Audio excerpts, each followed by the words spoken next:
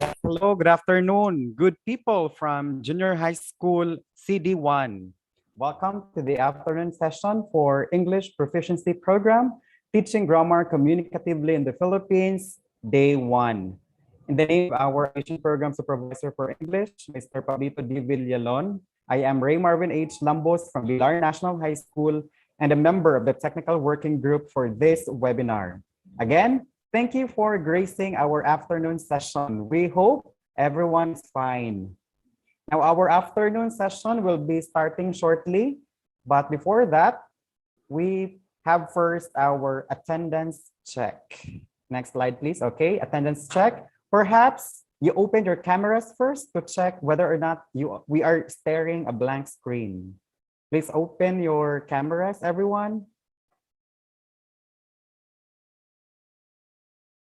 Okay, thank you, Ma'am Sumagang. Okay, and now kindly key in the chat box number 1 if you can hear me properly. Please locate the chat box in this platform and key in number 1 if you can hear me properly. Okay, Ivy, Ma'am Ivy.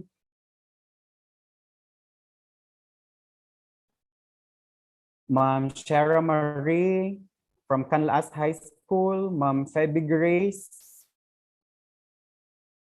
Now key in number 2 if you learned something this morning. If there is at least one key takeaway that you learned this morning, please key in number 2 in our chat box. Thank you, Ma'am Coquilia, Ma'am Datahan, Ma'am Ivy, still from Canlas High School. Okay, how about the others? Ma'am Nelzaro from Katigbian National High School. Okay, again, please key in number 2 if you learned something this afternoon, and key in number 1 if you can hear me properly. All right, thank you, Ma'am Rowella Pancho and Ma'am Charmin Mata. Okay, next slide, please. So this time I would like to invite everyone to participate in our unfreezer. Please play the unfreezer.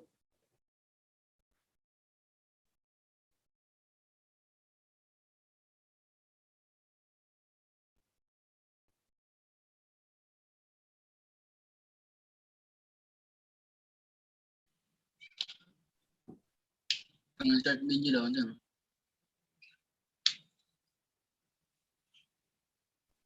Ano kung nagsasalit po? Ingat.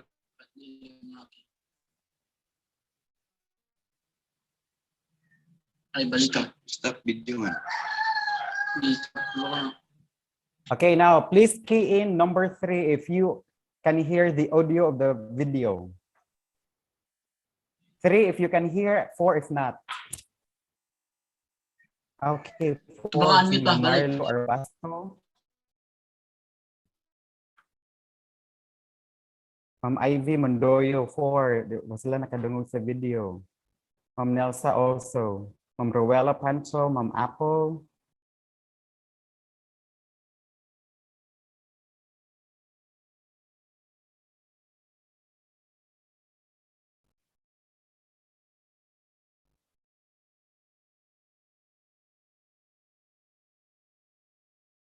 Okay, we understand that almost, I think it is reasonable to assume that majority are not hearing the audio of the video presented.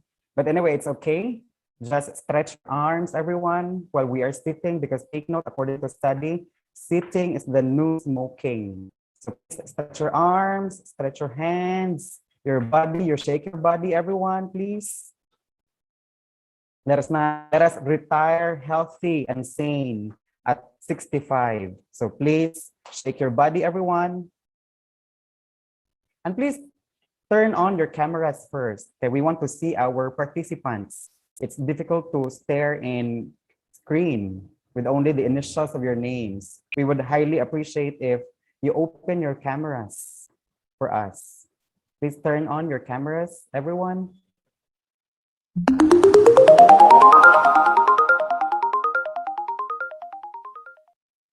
Okay, Killer Bees, let's get warmed up before your seated workout. I've got the handy dandy gym boss here set for intervals of 45 seconds. Come all the way to the edge of your chair and let's get started with some arm circles. So nice and big forward and backward. We are definitely not trying to move too fast. Your heart rate's going to come up during this warm up, but our bigger issue, much more than your heart rate, is mobility. We're making sure your muscles are warm and we're moving our joints all the way through their full range of motion so that you are ready for whatever kind of workout you've got on tap today. When it beeps, and it will pretty quickly here, this isn't a long warm up. We're going to do arm crossers as well. Taking nice deep breaths, really thinking about how your shoulders feel. Go ahead and relax them while we're warming them up. Trying to work out some of those kinks, those knots, work out some of the tension in your shoulders. Awesome. And arm crossers, still working that shoulder joint, but in a different plane of motion now, keeping your hands at just about shoulder height, moving open and close, crossing those arms and crossing them again the other way, changing which hand is on top, really thinking about pulling from your back to squeeze those arms open and squeezing from your chest to open up the back while we're pulling our arms closed, working those front and back muscles, not just the top and bottom. Really feeling like our upper body is nice and warm now. When it beeps, we're going to move on to lower body. Going to do some high knees. Now for mobility work, I like to use my hands and really help my knee to my chest. Again, we're not worrying too much about a high heart rate. We're not worrying too much about toning or getting results. All we're doing is trying to work our hips, our knees, and even our ankles as we put our foot back down through a range of motion. This is the forward and back motion, just bringing the knee to the hip. Our next exercise is going to be knee openers, which is going to move the hips through a different range of motion.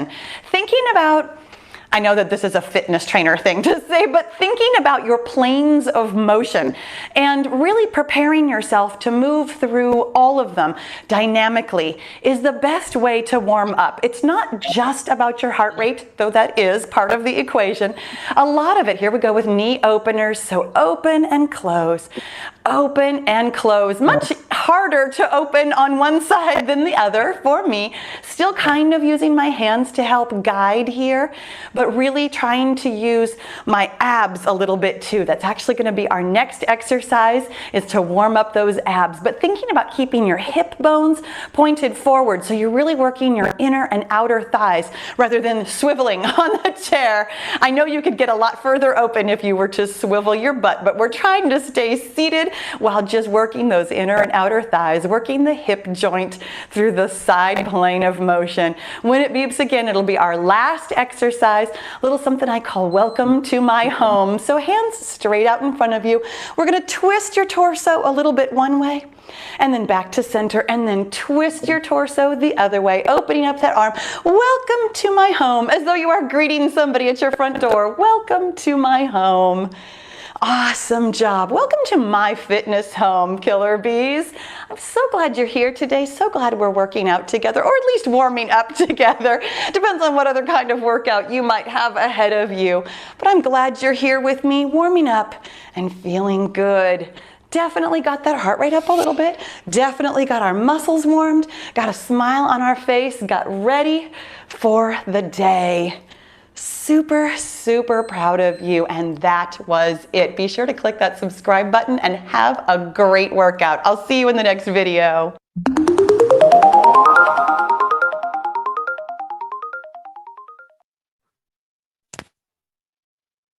All right, there you have it, ladies and friends. Again, the good people from junior high school, CD1. This time, we proceed to our main business this afternoon.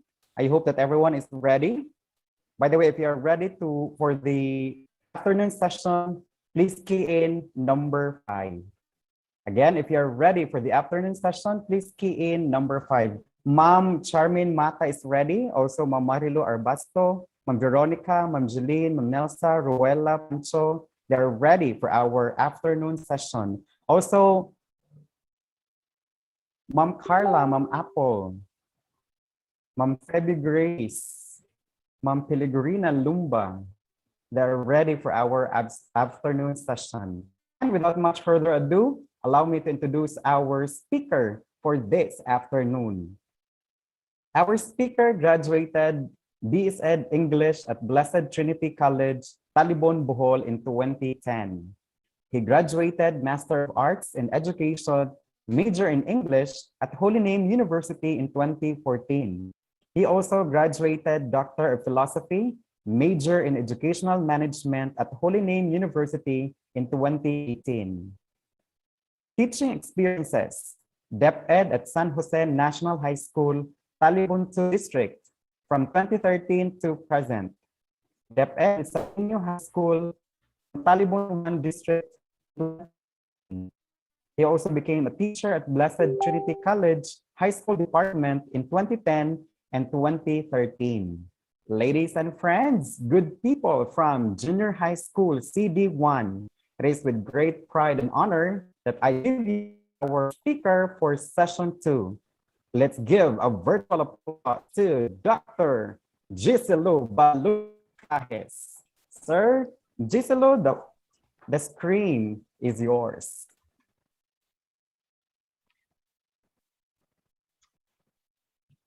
Thank you very much, Sir Ray Marvin Lambos, for that wonderful introduction. I really appreciate it. Okay, so I will be your speaker. Hello, hello, by the way, to our Congressional District 1 Junior High School English teachers.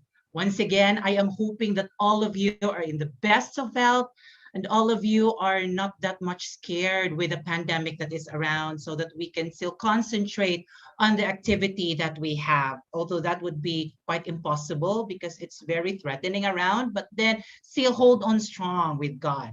Okay, so now I'll be with you, conversing with you, giving you some ideas on our next session, and that is session 2, ways of mediating grammar, presentations, and activities. This has been given to us from the U.S. Department of State and the Regional English Language Office in Manila, trickled down to the regional level, and then we heard it from the region. So it's now our time with the division level to give it to you so that it will be also useful to you in your classroom and in your everyday undertaking as a language teacher, okay?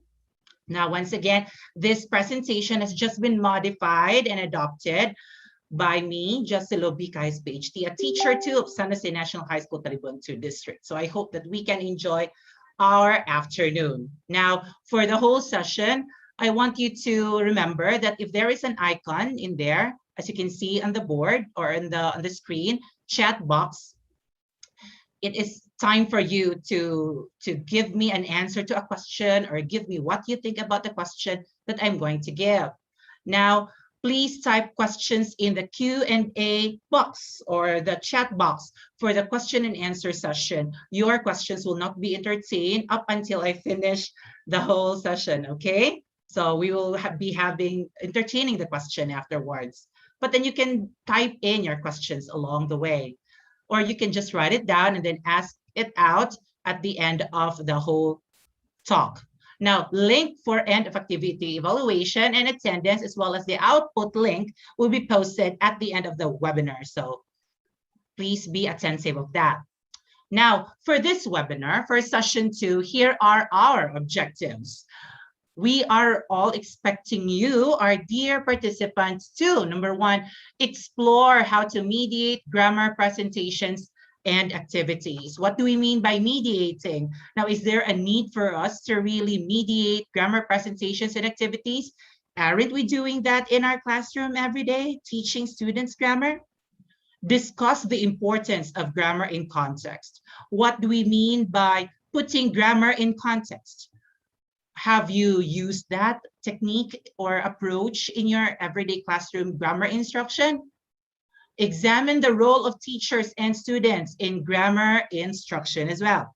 So what is the role of the teacher?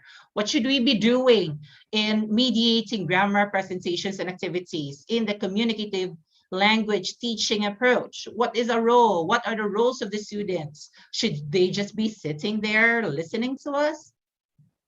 Next, reflect on how to use grammar activities for communicative purposes. Now we are going to think of the importance of the use of these grammar activities in order for the students to apply it communicatively later on. And of course, one objective is I hope that you'll have fun as we go along with this session that we are to have. This is session 2. Once again, before we proceed with our session, let's first review some ideas which we've learned in session 1, which will be very helpful as we go along session 2, as long as in the progressing sessions. Now, post in the chat box one thing that you learned from our first webinar. Basically, you are going to answer, what does communicative grammar teaching involve? What ideas have you learned in the first session that tells you what are involved in communicative grammar teaching? Please do key in your answers if you have one. So this is just a short review of what we had during session 1 that is well discussed, of course, by Dr. Felix Añasco. Do you have your answers? Please key in your answer as well. If you recalled something that will answer the question that is posted on your screen, what does communicative grammar teaching involve? Anyone? Yes, anyone? If you are going to answer, I would appreciate it if you give your name and your school, but then if you want it anonymous, then it would be okay not to put that, okay? Okay, so anyone from the group? Okay, so could we have some answers from the group? Yes? Okay, maybe you have recalled something that had been presented earlier from Dr. Felix Añasco's presentation. Okay. Anyone from the group? Or it could be something that you picked from the discussion that was given by Sir Paul together with Sir Felix, Dr. Paul and also Dr. Felix, as they presented or they answered your questions. Based on the question, what does communicative grammar teaching involve? Okay.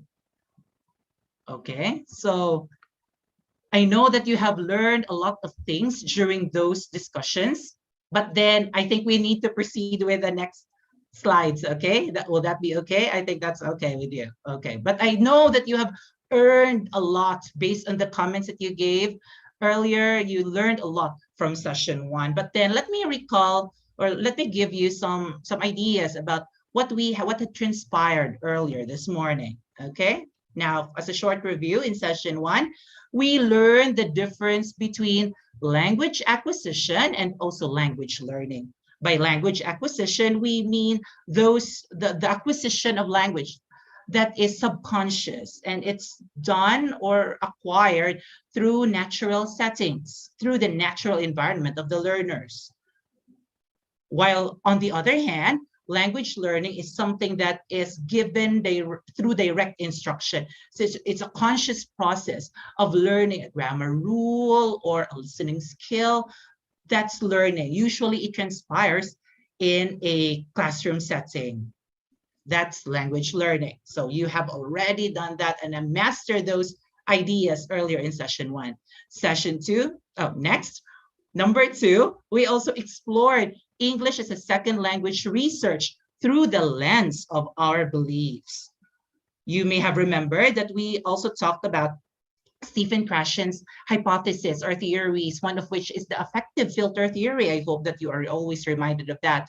By affective filter theory, we mean to say that the self-confidence, the motivation, the anxiety level of the students really affects their acquisition of a language. So if the higher the self-confidence, the higher the motivation of the learner, the higher as well is the tendency that they are going to learn the language. But with anxiety, with students full of anxiety and fears, then there is a lesser tendency of acquiring the language. It is affective filter theory. And also, please remember comprehensible input theory, or the comprehensible input. How do you assure that the lesson that you give to the student is comprehensible? A comprehensible input, according to the theory, is the schema of the student, the prior knowledge of the students, and one step ahead. That means to say that if you are going to teach subject-verb agreement, they must also already have an idea of what a subject is, of what the verb is, and how to form subject to plural and singular, how to form verb into plural and singular before you teach subject-verb agreement, so that subject-verb agreement will be a comprehensible input for your learners. That's why if they haven't mastered the subject, this about subject and about verb, then it's time for you to scaffold them, okay? Support them with these ideas before you present your lesson, okay? So those are the different theories different researches which we have gained and learned from the previous session. Next, we learned that teaching grammar communicatively means you can use elements of other methods. And what are those other methods which are introduced? We have the audiolingual approach, and we also have the grammar translation approach. But actually, you can incorporate them in the CLT, or the communicative language teaching, although they're quite separate approaches. It's up to you to experiment. The key in here is don't be afraid to experiment with your lessons. Next, we also named the 5 characteristics of communicative grammar activity. We learned that language could be learned when the students are involved in it or engaged in it, and that the activity that we give are communicative and meaningful and relevant to the learners. We also learned about comprehensible input, about affective filter, about scaffolding, about the integrated ways by which we can teach our learners, which we are going to delve deep into in session 2 and also in the succeeding sessions. And next one, we also explored an activity on how to use it and how to modify it. Just like, for instance, you remembered the story of 3 tenses, which is very, very flexible. But you can vary the story of 3 tenses according to the student's age. If they are grade 10 students, that you can give an activity that is different also when you are going to teach the grade 7 students from those in the grade 10 students, right? So it's according to age, according to context of the students, according to the materials which are available to you, according to the grammar mastery, the vocabulary level, the language proficiency of the students. Contextualize it based on your students' needs and preferences and interests. So that's it. Now we proceed with session 2. I know that you have been filling your brains already with session 1. It's now time for us to have session 2, mediating grammar presentations and activities. But before we proceed with that, I would like to ask you, what term, what word, what phrase comes to your mind when you hear the word mediation or any synonym of mediation? You can put it in the chat box. Yes, very good. Mamarilu Arbasto answered bridge. Okay, good. We can remember about bridge when we are mediating, because we are like making something cross to the other through our mediation, like a bridge. Okay, how about another one? Connect. Very good. We connect.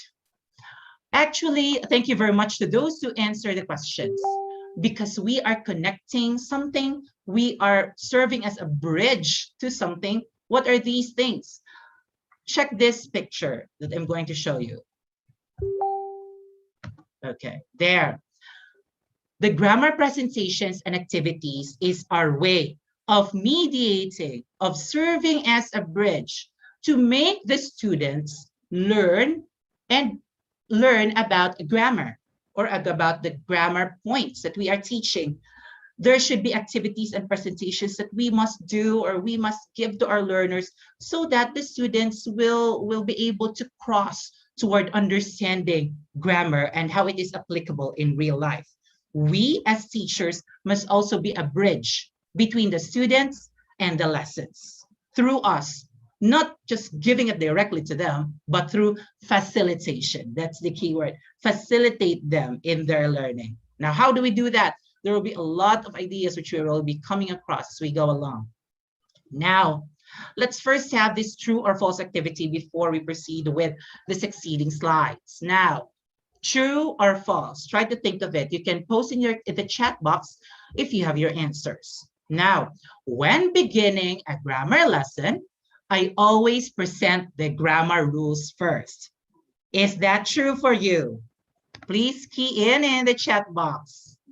Thank you very much, Mom. Maria Cecilia Padonia, linkaging, that's also mediating. Thank you very much. True. Mom Cecilia said true.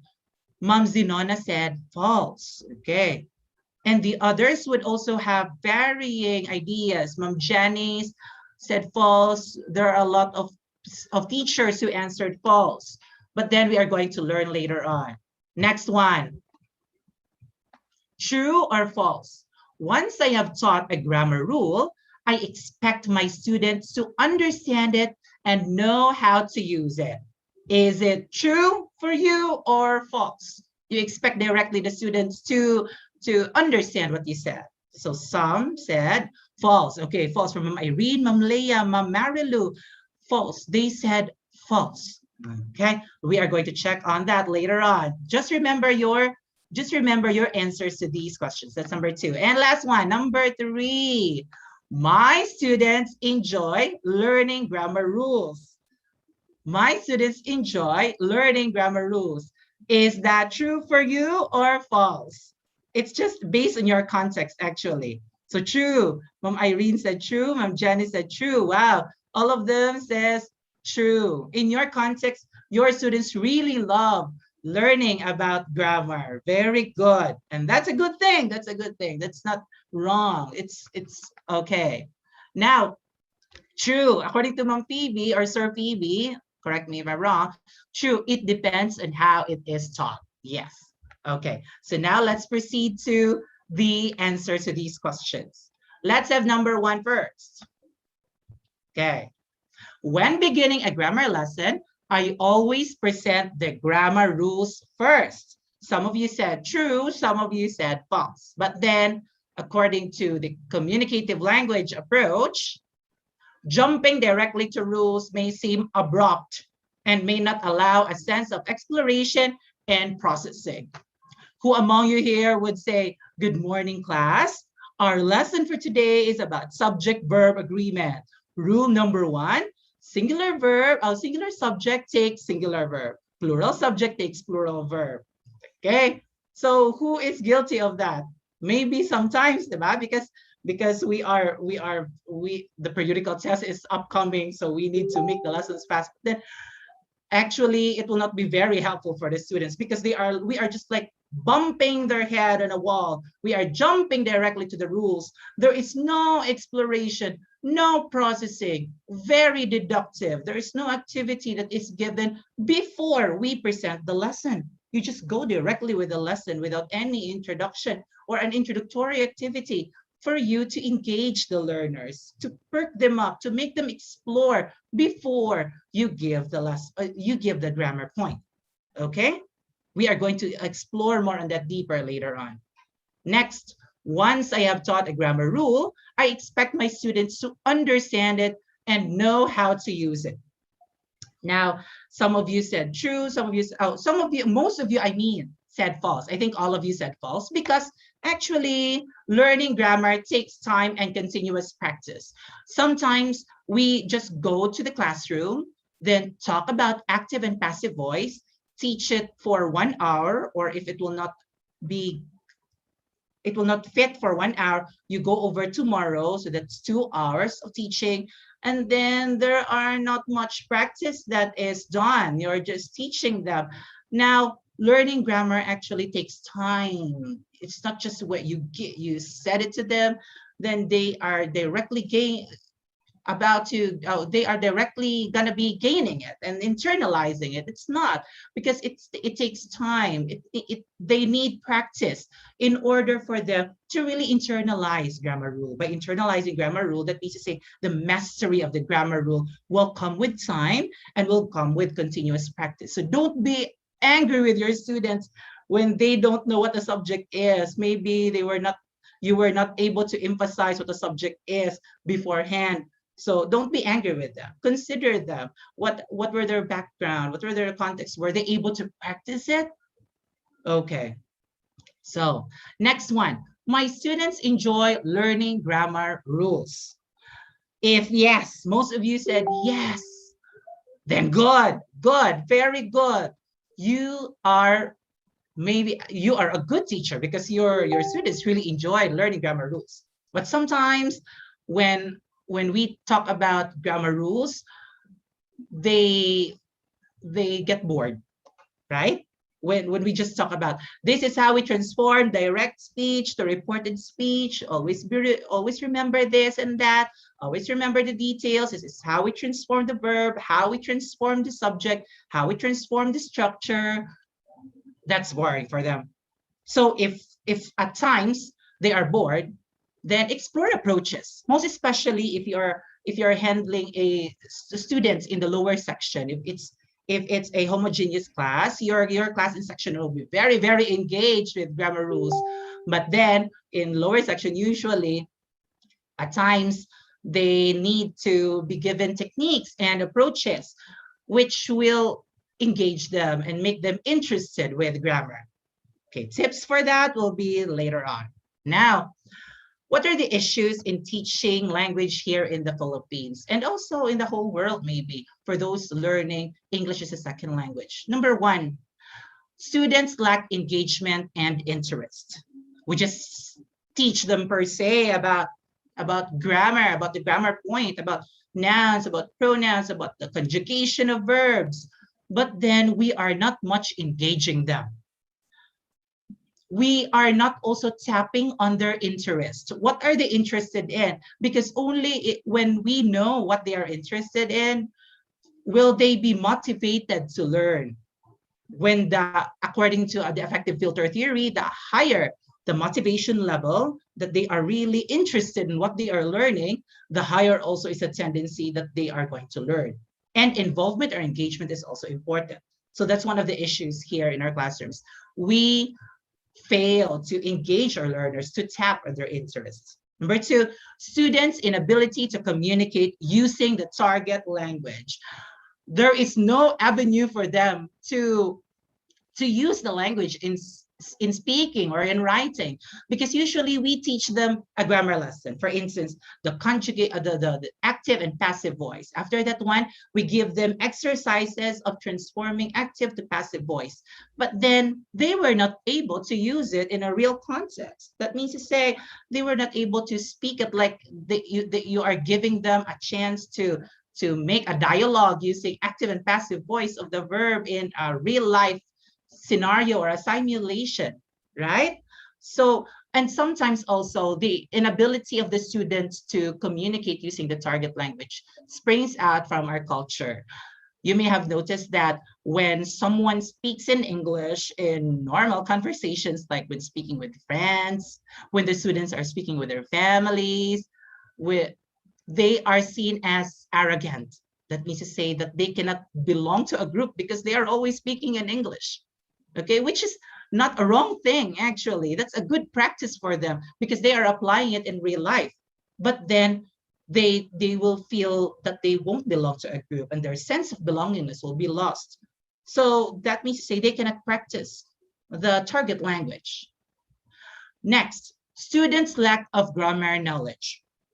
Yes, in junior high school, we usually get angry with, sometimes, or maybe at times, we get angry with our students who don't know about subject, about verb, when these are very basic things. But then actually, even though they have that in their elementary and they go to junior high school, even in senior high school, they have already gone through junior high school, but then they sometimes still have not mastered about grammar. So they lack grammar knowledge. And that lack of grammar knowledge will also lead to their inability to communicate and lead to their lack of engagement in your lesson. So that's like interconnected. And last but not the least, another issue is students' fear of making mistakes. Back to the theory of the effective filter theory by Stephen Krashen. The higher the anxiety level of the students, the more fearful they are. Maybe they are afraid. One is they are afraid of making mistakes because the teacher might get angry with them, or the other classmates will laugh at them. They are afraid to speak in English, therefore. And so, therefore, they cannot practice the language skills because they are afraid of making mistakes. High anxiety level, low tendency of learning the language. So one of the ways which is thought about by our higher ups is for you to really use the communicative language teaching to battle these issues. Now, what are the communicative grammar presentations? Now, communicative grammar presentation could be summarized into 3 E's. Now, I want you to post in the chat box what you think is the answer to this question. After choosing a target structure, what do we need to consider as we plan a grammar presentation? Clue, it starts with letter E. Okay, anyone from the group would like to answer this one? What do we need? What do we need? What are our needs in order? What do we need to consider as we plan a grammar presentation for our learners? Or it may not start with E because it might just be synonymous to these answers that I'm going to present. Engaging. Ma'am Phoebe or Sir Phoebe said engaging. Let's see if it's in the list of the 3 E's. Wow, that's engaging. Another one. Keep it up. What do we need? Effective. Okay, we need to consider maybe if our strategies are effective. Mom Cecilia Padonia said activities and exercises. Good. Okay, so we need to have exercises and activities because without that, it will be just us talking, right? And without engaging the students. Okay, we have a lot of answers to this. Anyone? Some more answers from the group? Okay, but then here are the 3 E's. 3 E's. The 3 E's in grammar presentation for communicative language teaching is number one, how do we expose students to the target language or grammar? Number one is E, exposure. How do we expose them? Do we just, as I've said, give the grammar lesson abruptly to them, like bumping them on the wall? No, we need to have a planned activity by which we can expose the learner to the target language and not just go directly to it. So how do we expose the students to the target language? We'll learn about that later on. Number two, how do we explain grammar rules? Explanation. After exposure, we have also explanation. How do we explain the grammar rule? Should it be direct, or we can deduce using a series of questions so that the students will find out for themselves? Okay. And when do we explain the grammar rule? At the start, at the middle, or at the end of the lesson, which will be emphasized, by the way, in session 3. And then, is it necessary to explain the grammar rule? Is there a necessity for you to explain a grammar rule? Okay. Now, number 3, engagement. Very good. You had an answer earlier in the chat box. Engagement. How to engage, or how do we engage the students in meaningful and interesting ways? Engagement. Please do, starting now, involve your students in your grammar lessons because it is only through that they will be able to learn something from that. They will be able to master the grammar point. Without engagement, then the students will maybe able to have a perfect score in your true or false items, or your subject verb agreement is or are choices. They'll have perfect score, but then will they be able to use it in real life, in their writing and their speaking, without you engaging them? So engagement is really important. But engagement should not just be something. It should be meaningful and interesting to the students. By meaningful, we are going to talk more about that, but a meaningful activity, a meaningful engagement for the student is something that relates to the real life, because it is only through that the grammar lesson can have meaning in them. Okay, more on that later on. Now, let's start with the first E, exposure. Look at the picture on your screen. We have there a man sweating a lot because he don't know which button to push. Should he be using he, him, or his, or should he be using she or her? So he's sweating a lot. That is a metaphor to our students. They are, when we ask them to, when we just give them directly the grammar lesson, they may not be sweating a lot. They might just be staring at you, but then they are very, very much confused inside. So that's the problem if we are not going to do exposure. How do we do exposure? Now, students need to be exposed to grammar in context.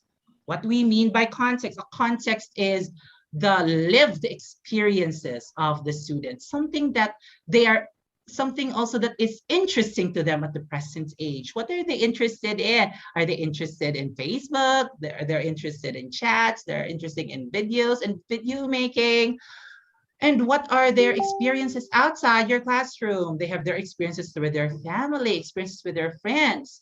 They have experiences going to the mall and buying something, or going to the store and buying something, or playing with their friends, or chatting with their friends in the park, or going to the church. I hope that the Catholics here can also come to church now, okay? Later on. Now, we are going to put grammar in context. How do we do that? We can introduce reading texts. Okay, reading text can be a good way by which we can introduce a grammar point. You can have a poem. Of course, we usually do this in our classroom. We can have a poem, or a short story, or a play before we proceed with our grammar point, because from there we can deduce some points. For instance, subject-verb agreement in sentences, so that we can discuss that later on. So that's the exposure part. But with readings, usually you are recommended to have authentic texts. What are authentic texts? Authentic texts are those which are published, or printed, or shown for public. A text that is shown or printed for public, just like, for example, newspapers, like magazines, like the graffiti on the wall, like bulletin boards in your classroom, like the sayings outside the classroom and around the school campus, or the signages outside the school campus. You have that as an authentic text. For instance, you are teaching about parallelism. Now you may have noticed that there is always this saying, be honest, even if others are not, even if others will not, even if others cannot. And that is a good exposure of the students to parallelism. One thing is it's parallelism, and another thing is that it is relevant to their life. It is relevant to what they are experiencing, what they are reading around them, right? So they can, whenever they see be honest, even if others are not, and so on and so forth, they will realize, oh, that's using parallelism, right? And therefore, parallelism is not just a concept in English, but is around, because they can see it in their context, right? Or you can also have the wrapper of noodles. You may have noticed that there are instructions in there. It may not be a drawing. So if it is a drawing, the instructions are in a drawing. You can have it as an exposure for the students to understand about diagrams, like that. But if it's in imperative sentences, then that will be a good springboard for teaching about imperative sentences and its structure, right? Next, we have also dialogues. Dialogues which are based on the context of the students. What are their usual dialogues with friends? What are their usual dialogues with their classmates? You can present a sample dialogue to them and have them read it, or you can ask them to talk about a thing. For instance, you are teaching about gerunds. Your context is the friends or a group of friends talking about their favorite hobbies. So one would say, biking is my hobby. One would say, my pastime is reading books. So you are incorporating already the grammar. There is already a grammar part in those sentences, which you can pick out for your grammar lesson later on for the explanation, right? Next, we have also realia and pictures. Realia, like you can bring a teacher's kit or a doctor's kit or any indigenous materials which have been of old old jars, and then they are going to describe it so that you can squeeze out a the lesson on adjectives. Or you can also show picture, example, a picture of a fiesta or a Christmas celebration. Then you are going to ask them to recall what they remembered about what they did last Christmas. Okay, so they will be saying that to you, and then from their sentences, you can get an idea, or you can squeeze out points in those sentences which will lead you towards teaching about the past tense of the verb, and lead them towards exploring on the past tense of the verb as well. Okay, so now grammar presentation that examines only isolated grammar structures do not foster communicative use. If you are going to have a separate teaching on grammar with speaking and listening, it's not that relevant to them. It's not that memorable to them. So when you are teaching grammar, make sure that it's not in isolation. Put it in a context. Because only through that the students will be able to make sense of the grammar point that you are teaching. That the active and passive voice is not just about transforming active to passive voice or vice versa. The teaching active voice will also lead them towards understanding the structures of sentences in a news, right? Because in news, it usually uses the active voice of the verb. And passive voice, maybe they can get the understanding that passive voice of the verb is used in laboratory reports, or if the doer of the action is not known. So they will be able to understand it because of the context, and by that they will be able to internalize the grammar point, not just have it isolated with the context. Okay, now what do we mean by grammar in context? Presenting grammar rules and definitions of grammar terms alone will not teach students how to use those rules in meaningful communication. By just teaching grammar rules and what, for instance, the singular subject takes singular verb and plural subject takes plural verb, they will be able to understand that. But will they be able to use that meaningfully if they are going to be in a meaningful real-life communication with you as their teacher, with their classmates, or with their families? Okay, and definitions of grammar. When you are going to teach that alone, if they know that noun is a name of an object or a person or a thing, and so on and so forth, they will know about that. But what is its use? So make sure that you put it in a context. Make it meaningful by putting it in a context. Next, fill in the blank, multiple choice, true or false worksheets outside of a greater context only reinforces the rules. So teach, for instance, subject-verb agreement to the students. Then after that, you give an exercise, a 10-item exercise of using is or are. So Maria is, are doing household chores. So is or are, they will get perfect in it, maybe, or they will have low scores, but sometimes they get perfect. But if they will not understand how to use it in real life, or they haven't been engaging you in a context using that grammar point, then that would be quite useless, because they will remember the rule, but they may not be able to know how to use those rules in real life.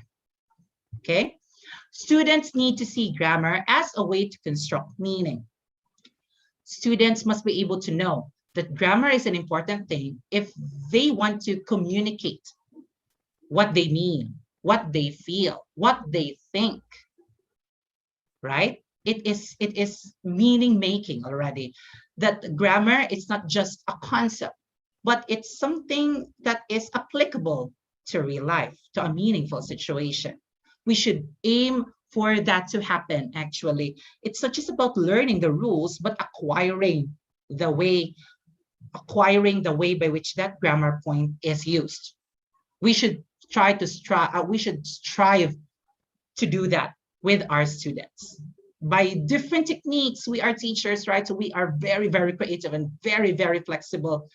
So we need to tap on the interest and the interest of the students at their motivation levels and what they have experienced in order for the grammar point to be meaningful to them.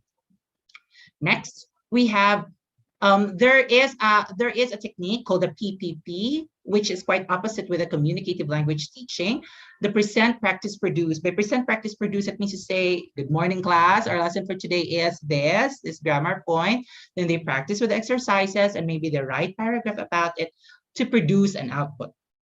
But then, in this case, students can complete grammar activities correctly. Yes, they can have 10 out of 10 points during the lesson, but are unable to use the target language communicatively in the long term. They will forget it. They will forget the rule. That's why when we don't make meaning out of the use of active and passive voice in maybe in grade 7, for instance, they will just forget about it when we reteach that one as a part of the competencies in grade 8 or grade 9, because they don't know, they haven't been engaged in using it. They don't know how to use it, and it will not be memorable to them because they are not engaged. So an exposure activity is very, very important. Before we proceed with the presentation, in present, practice, produce, it started with present, but then there must be an exposure in a context first so that they can gain meaning of it and they are engaged in it before we proceed with the explanation. This problem has been discussed as the non-interface problem, in that there is no apparent connection between explicit knowledge of the rules and implicit control of the system. Non-interface problem means grammar points just stayed in their mind, but they don't know how to use it in a system like a society or a family or a classroom. They don't know how to use it, but the grammar rule is in their mind. But so that means to say it's just in their mind. It's quite useless. It's not that useful to them. Presenting grammar communicatively allows students to participate in navigating not just the form, but also the meaning of that grammar point. Now, Q&A. Take a moment to process what we've just heard about exposing students to grammar. If you have confusions, if you have questions, please type it in the question and answer box, and we'll try to answer your questions later on, okay? Okay, now, could we proceed with the next one? We are done with exposure. Next, we are going to proceed with E. The next E, explanation or explaining. Look at this comic strip. The teacher is like teaching English interrogative constructions. Then the teacher would say, maybe quite old at that picture, the auxiliary verb, which normally appears after the subject, must move to sentence initial position, and so on and so forth. And then our students would say, what's the verb? What's the verb again? So therefore, there is a need for you to explain something, because they don't even know what an auxiliary verb is. They don't even know what this subject is. They don't even know what a sentence initial position is. So there is a need for you to explain. Now, how do you explain grammar? Traditionally, in the American education that we had before, and also in our grandparents' time, they are exposed with this one. For higher English, they're exposed with the Kellogg diagram, just like the one you see on your screen. That's familiar to you as English teachers. But should we be using that alone? Maybe you can use that, but should we be using that alone? Well, should we be teaching the Kellogg diagram without any application of it in real life? Now, how do we explain grammar? Number one, it could be explicit or implicit. By explicit explanation of grammar, we mean to say the explanation of the form. That is on the, if you have remembered in your college days, in your English subjects, there is what we call as a surface structure. So explicit explanation is just the one that is explicitly given in your sentences. So that's the form. That's the form. Now, explaining grammar should not just be explicit, but also implicit. You go deep Go to the deep structures. What are the notions? What are the functions? That means to say, what is the meaning of that? What is the meaning of that sentence? What is it's how, when or why or how do we use it? What does it mean? So that is implicit. That is not just directly seen in the sentence, but that's going deep, deep, and deep into that grammar point. Okay. Next, form, meaning, and use are very important. After you give the form, you squeeze out the meaning, you squeeze out the use of that grammar point. And then the grammar explanation should just be minimal. Don't consume the whole 1 hour period with just explaining on grammar. For instance, you are teaching about the subject verb agreement, and in 1 day or 2 days, you discussed straight the more than 20 rules in subject verb agreement. Will the students be interested in that? So chop it up into minimal parts. Use 2 rules first or 3 rules per day, and then have them apply it. So make it minimal. Don't make it too long or too stretched. Next, make sure it is meaningful. It should be based on the context, as I've told you. And of course, it should be engaging. Involve the students in learning the grammar point. Don't just let them sit in there listening to you, and then afterwards you let them answer exercises. That's a big no-no. Engage our learners in the discovery of the grammar, in the application of the grammar, and so on and so forth. Engagement is really important, which brings us to student engagement, the third E. So we had exposure. Make sure that you expose them, and then you explain it, and then you engage the learners. The engagement should be meaningful. Presenting grammar in contexts that are meaningful and relevant to the students. Meaningful, as I've said, when we say meaningful, it's relevant to their interests or their motivations. It's also relevant to their experiences in life, about what is about their environment, and it should be relevant to them. Next, students can explore grammar individually or with other students. The engagement could be individual, or it could also be with other students. So it could be individual or by group or the whole class. There is what we call as the gradual release of responsibility, right? So with gradual release of responsibility, you start up an activity for that grammar point alone. You start up with an activity with the whole class. This is just a review. I know you know this. An activity with the whole class, and then afterwards another activity with big groups, then another activity with smaller groups, and then an activity for them individually. So that is gradually releasing the responsibility of learning the language. So you can have individual activities or group activities as long as you engage the learners. Next, students should attempt to produce the structures in order to internalize them. Give them a chance to construct sentences on their own. Give them a chance to apply it in an activity, a contextualized activity that you give them. Again, don't just ask a student to sit in there motionless while listening to you. Okay, now review questions. What are the 3 aspects of grammar presentation that should be considered before we teach? Okay, anyone? Please do put your answers in the chat box. Please, again, there is a reminder from Marilu. Please be mindful of your cam. Try to check your video or cam. We are monitored by the regional people or Sir Pablito Villalon. So please stop your cams. Okay, we have from Ivy Mondoyo and from Shira Marie Lagas, exposure, explain, and engage. Or expose, explain, engage. Very good.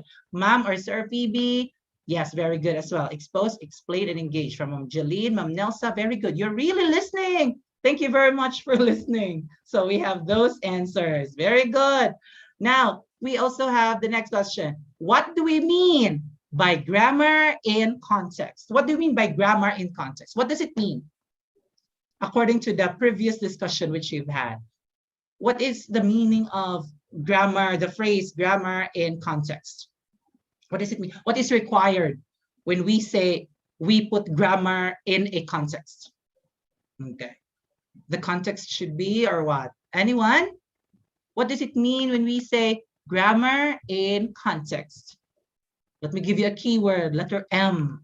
Okay, letter M or letter R. Okay, starting with letter M or starting with letter. Yes, very good, Ma'am Nelsa, you got it. Meaningful. Make sure the activity that you give to the students are meaningful.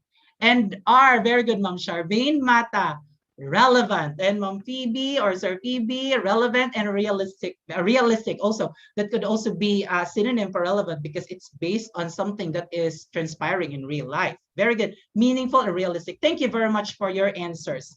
So again, we teach grammar through meaningful communication such as readings, dialogues, realia, and pictures. And don't forget this one.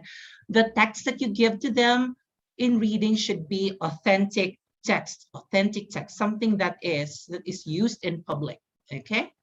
Next, how can we engage students during a grammar presentation?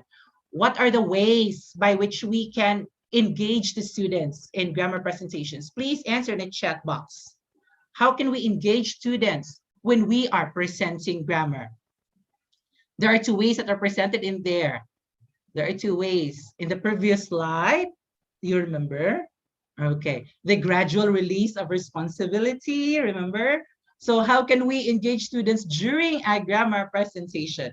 There are two ways presented in there. One is this and one is that. Okay, anyone? Okay. Okay, so we can engage students in different ways actually, but we can also do that through individual or on their own or with their peers or in a group. Okay, so please be reminded of those things as we proceed with our next sessions, with our next slides and also the next sessions. This will also be very helpful for you. Okay, so now, thank you very much for answering the review questions that I gave you. Now, I'm going to give you a lesson exemplar. This is not mine actually, but then it has been relayed to us from the national level to the regional level down here. And I'm going to also give you this one so that you will be exemplified and what I mean with the communicative language teaching approach. Now, but then before we proceed with that, what are the common grammatical errors in your classroom? Can I have answers for that?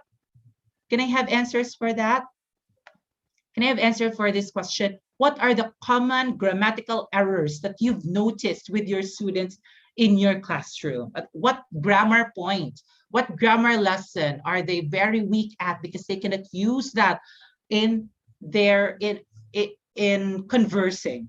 Subject verb agreement, Ma'am Marilu. Yes, subject verb agreement. Using singular and plural subjects and also singular and plural verbs. Tenses of verbs. Yes, they are still confused with past tense, present, and future tenses. We also have the basic usage of plural and singular subjects. Thank you very much, Ma'am Carla, Ma'am Janice. Thank you very much to all. Pronoun antecedent. Yes, yes. Instead of using he, they use she, even though it's a male. Yes, confusing similar spellings and words. The homonyms, the homographs, they're still confused with that. Parallelism. Okay, that's higher English for the students, but then they still get mistakes in that. Direct objects. Yes, the patterns. The patterns, because they still don't know about the subject, about the transitive verbs, intransitive verbs, and then the direct object, and then when we cross to active, changing active to passive voice of the verb, they get confused, right? Because they don't have much understanding of what a direct object is or what the transitional verb is, and so on and so forth. Prepositions, verbals, changing active to passive voice, and there are a lot. Now let me share to you a research on our Filipino students. What are their errors? What are their common errors according to G. Somalinog in 2018? So this is quite a recent, let's say recent research because it's like 3 years ago. So the common errors of our students in English language are: 1, shift in pronoun use in relation to gender. Very good, you got it right. Using he instead of she, using her instead of him. They're still confused with that. Use of prepositions in, at, on, and also all the other prepositions, they're still confused with it, most especially the in, at, on. Okay, next. According to the research of Giso Malinog as well, active versus passive voice, most especially in the transformation of active to passive and passive to active, which is required for them to learn because that's one of our competencies. Next, subject-verb agreement. You got it right as well. Observing correct noun, pronoun antecedent. I remembered one, the chat box who answered noun, pronoun, or the noun antecedent, the pronoun antecedent relationship. So now we are going to focus a lesson exemplar. So there are, I hope that we can make, because these are the common errors of the students in their communication, in their everyday life, in speaking in English. Maybe we can make a way by which we can present these lessons to our students communicatively so that they can practice well on this. Okay. Now we are going to focus on one lesson only from this list, and that is the noun, pronoun, antecedent, the pronoun antecedent relationship or agreement. So here is a sample communicative grammar presentation model. Our context is a Comic-Con, and our grammar point is, of course, again, the pronoun shift based on the antecedent and based on the position of the pronoun in the sentence. But are you familiar with a Comic-Con? Maybe you're not, but our students may have known it. But so that we will be sure that our students will know it, you can introduce this to them. You can ask them, are you familiar with a Comic-Con? A Comic-Con is an international convention for comic book and superhero fans to meet, wear costumes, and discuss all things comic book related. Is that contextualized? Maybe they haven't yet experienced that, but that is within their interest. They are motivated upon hearing the words superhero and comic books, and just the mention of superheroes, they'd be thrilled with that.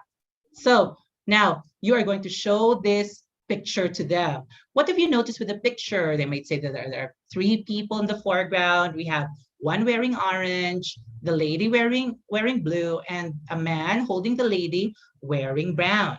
So you ask them, what is the woman in this picture thinking?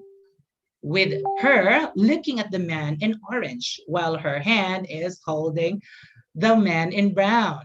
So you can elicit answers, solicit answers from them. One of their answers may be, wow, I love his costume. And with that, what is the man next to her thinking? What do you think the man next to her is thinking? You ask the students again. And so they would say, some would say, or you could say as a teacher, she didn't even look at my costume. So that's a poor thing, the man in brown. Okay, so with that, you proceed with this passage, which is relevant to the picture. I want you also to answer this one. Does this passage seem strange to you? Answer in the chat box, okay? So does this passage seem strange to you? I'm going to read it and answer in the chat box as we go along. Last year, Anna decided to go to Comic-Con in Manila. Anna decided to bring Anna's boyfriend Gibson. While Anna was at Comic-Con, Anna saw a man wearing an amazing costume. The man's costume is so cool, Anna thought. Gibson noticed that Anna was staring at the man in the costume, and Gibson became jealous. Gibson wondered, why doesn't Anna like Gibson's costume so much? Anna had not even looked twice at Gibson's costume. After a while, Anna told Gibson that Anna really liked Gibson's costume, and Anna and Gibson both had a wonderful time. Okay, chat box. Okay, anyone? What do you think is strange with this sentence? By the way, Sir Ronilo Palingkod, Sir Ronilo Palingkod is now posting the link for the day one session, okay? For time in, okay? Because there are a lot of those who haven't yet done with their attendance. So please answer my question. Does this passage seem strange to you? Oh yes, from Janice Tagsa. names were repeated many times in each sentence. It's always mentioning Anna, it's always mentioning Gibson. So it seems strange. It does not seem natural, right? If you're just going to be repeating the words or the names. So thank you very much, Ma'am Janice Tagsa. I know that every one of you has the same observations based on this paragraph. Now, after showing this to the students, you ask them, how do you think we can change this? So you try to give them ideas by focusing their attention on the names, the repeated names. Anna, number 1, Anna's 2, Anna 3, man's, which is repeated from a man wearing an amazing costume. So the man, then again, there is a repeated mention of the man.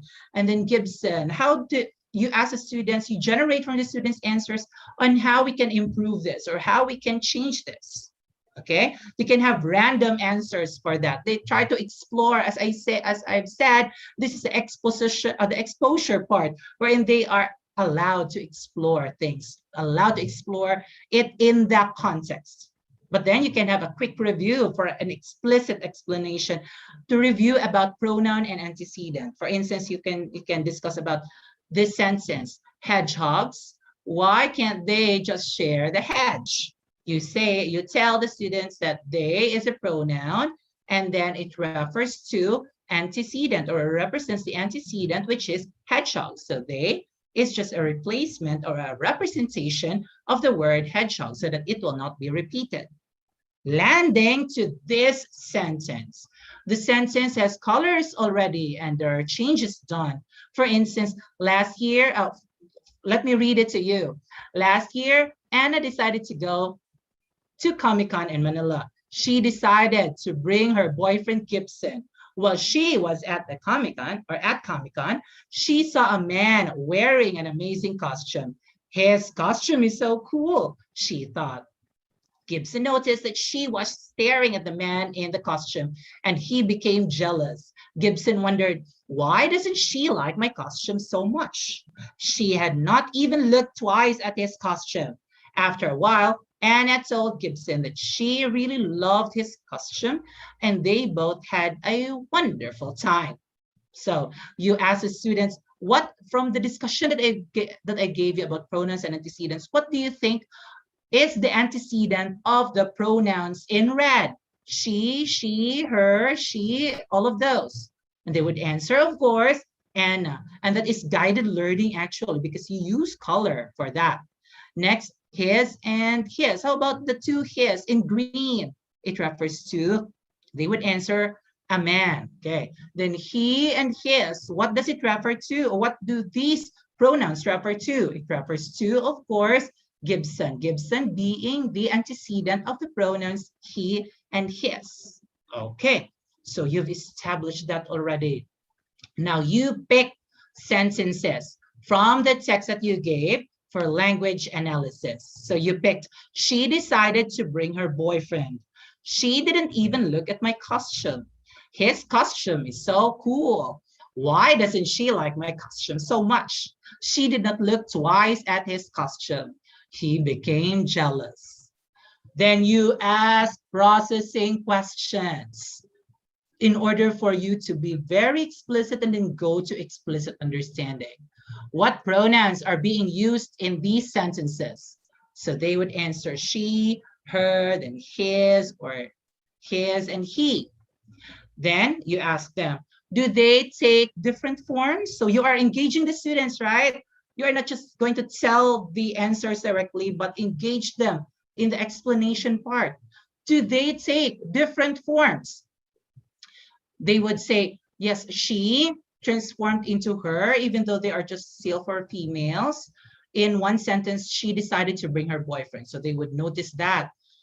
They also would notice that even though it's in the first part of the sentence, she and he are used differently, maybe because of the gender. So you proceed with when. So when do we use she and not her? When do we use her and not she? We are going into the meaning already of the grammar point. We are going into the use of the grammar point. When do we use his instead of he? When do we use he instead of she and she instead of he? So go along with your processing questions and you go deeper into why.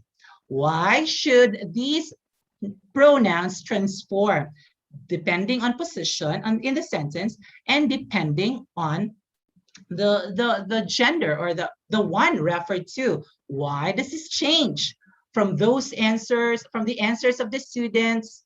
As you go along with your processing questions, you build this diagram, you build this table of subject, object, and possessive pronouns in two genders, male and female. So subject pronouns, if it is in a subjective case for he and she. If it is him or her, that is objective case in an object position. Then it's possessive if it's his or her. Then he, him, or his for male. You generate it out of the answers of the students. It would be good if it's like that because the students are engaged. The students are part of the development of the lesson. They are part of the exploration, the discovery of the lesson in a context, of course, in the context that you gave during the exposure. Now you also go deep with the meaning. Change in form, the explanation below. Change in form depends on the antecedent's gender and position in the sentence. Change in form changes the meaning of the sentence. Okay? So after that one, you check their understanding. This is the abstraction part. This is the generalization part. In this, you ask also the questions to solidify their understanding.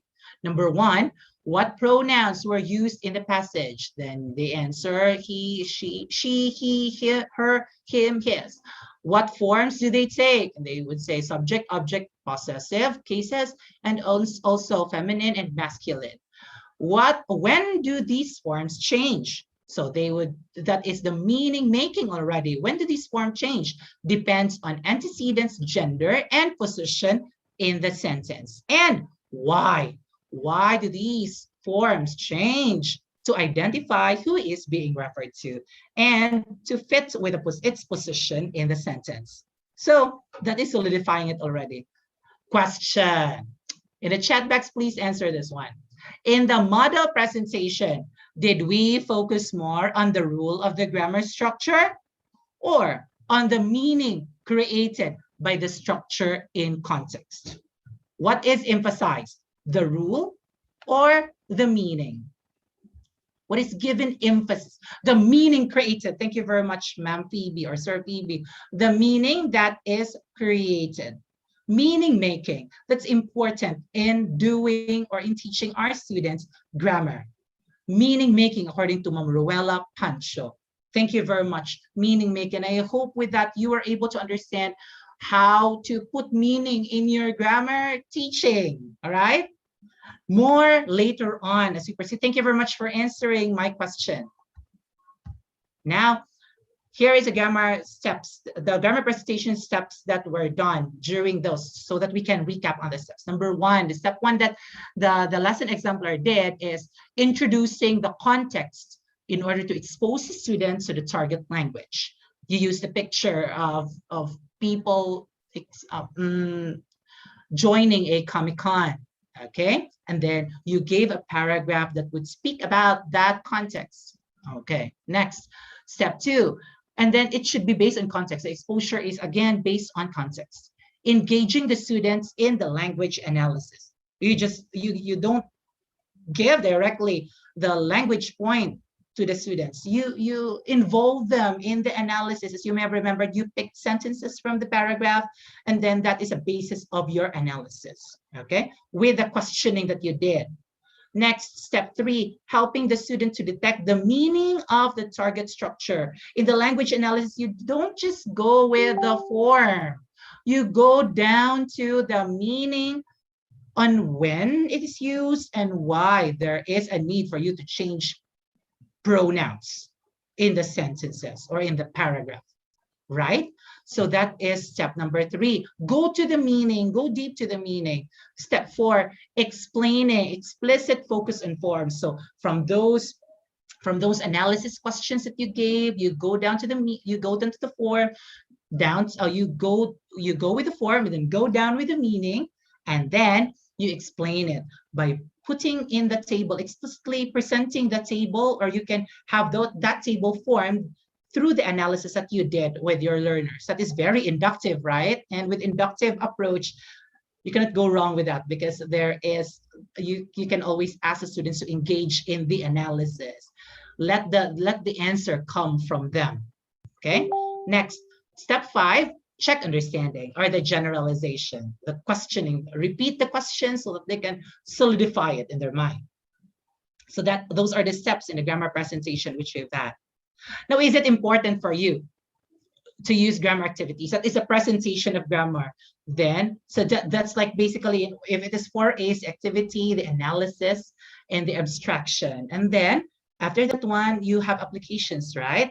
So in an activity part or in the application part, you can have a lot of options for grammar activities. But is it important for the students to be engaged in a grammar activity? The role of grammar activities include, number 1, it improves students' accuracy. They would be able to be masterful at using grammar in sentences, in paragraphs, spoken or written. They would be very accurate with it because they've practiced it. Practice makes perfect. In the law of exercise by Edward Thorndike, you may have remembered him before in your college days. The more you exercise, the more repeated the actions are, the more you learn something. Improve students' fluency. The students will be able to speak and write without pauses. It will be very fluent. And aside from that, they can get their meaning across to that someone he is talking to or he is writing to, because he is already fluent with the use of English. Reorganize students' knowledge, integrate new knowledge into old. That is, engage in restructuring. Okay? So from the old ideas that they've had, they can restructure it better because they are engaged with the process. So engagement in grammar activities is really also very important. Now, there are 2 types of grammar activities. One is controlled activities. Another is the free activities. Controlled activities focus on accurately producing specific language items, but also give students a chance to personalize the language and thus gives it more meaning than just repeating what the teacher says. For controlled activities, it's controlled. It's like it has a scope because you are just going to let them practice in that particular language point or grammar point. For instance, on subject-verb agreement, more on subject-verb agreement, really very controlled. But then they can use it in different contexts. They are flexible. They are given freedom in using it in different ways. So that's control. For free activities, it focuses on fluency, and gives students the freedom to experiment with language and incorporate previously learned language items into their communication. So it's broader still. It's not only just focused on the language item that you taught, because it's on fluency. It's broader in its scope, because you can incorporate other language points in it, not just the language point that you gave. And then there will be it's still very flexible. They can still do a lot of things with activity that you did using a lot of grammar points. So that's free activities. Now, to clarify that one, here are some samples of controlled practice activities. Number 1, we have story chains. We have also me maker or grammar needs, drills or chants, 2 truths and a lie, dictogloss, guessing games, grammar recordings. So let's start first with story chains. Are you familiar with story chains? Some of you may have been familiar with this, but some of you may not. So here's an example. Students sit in a group, or you can have the whole class for this. You ask the students, what do you do during your free time? And then pass it around. For instance, the first student says, my name is Joan, and in my free time, I play the piano. Then the next student to her would say, her name is Joan, and in her free time, she plays the piano. My name is George, and in my free time, I read books. The third student has to say, her name is Joan, and she plays the piano. His name is George, and he reads books. My name is Peter and I, and so on and so forth. And it goes along, it goes with all of the students, okay, or the students in that group. By then they can practice, maybe your grammar point in here is still pronouns on the transformation of pronouns from first person to third person, right? Or the use of the different cases of pronouns, possessives, subjective, possessive, subjective, or objective. This activity, another one is this activity can be used to practice different grammar structures just based on your creativity, actually.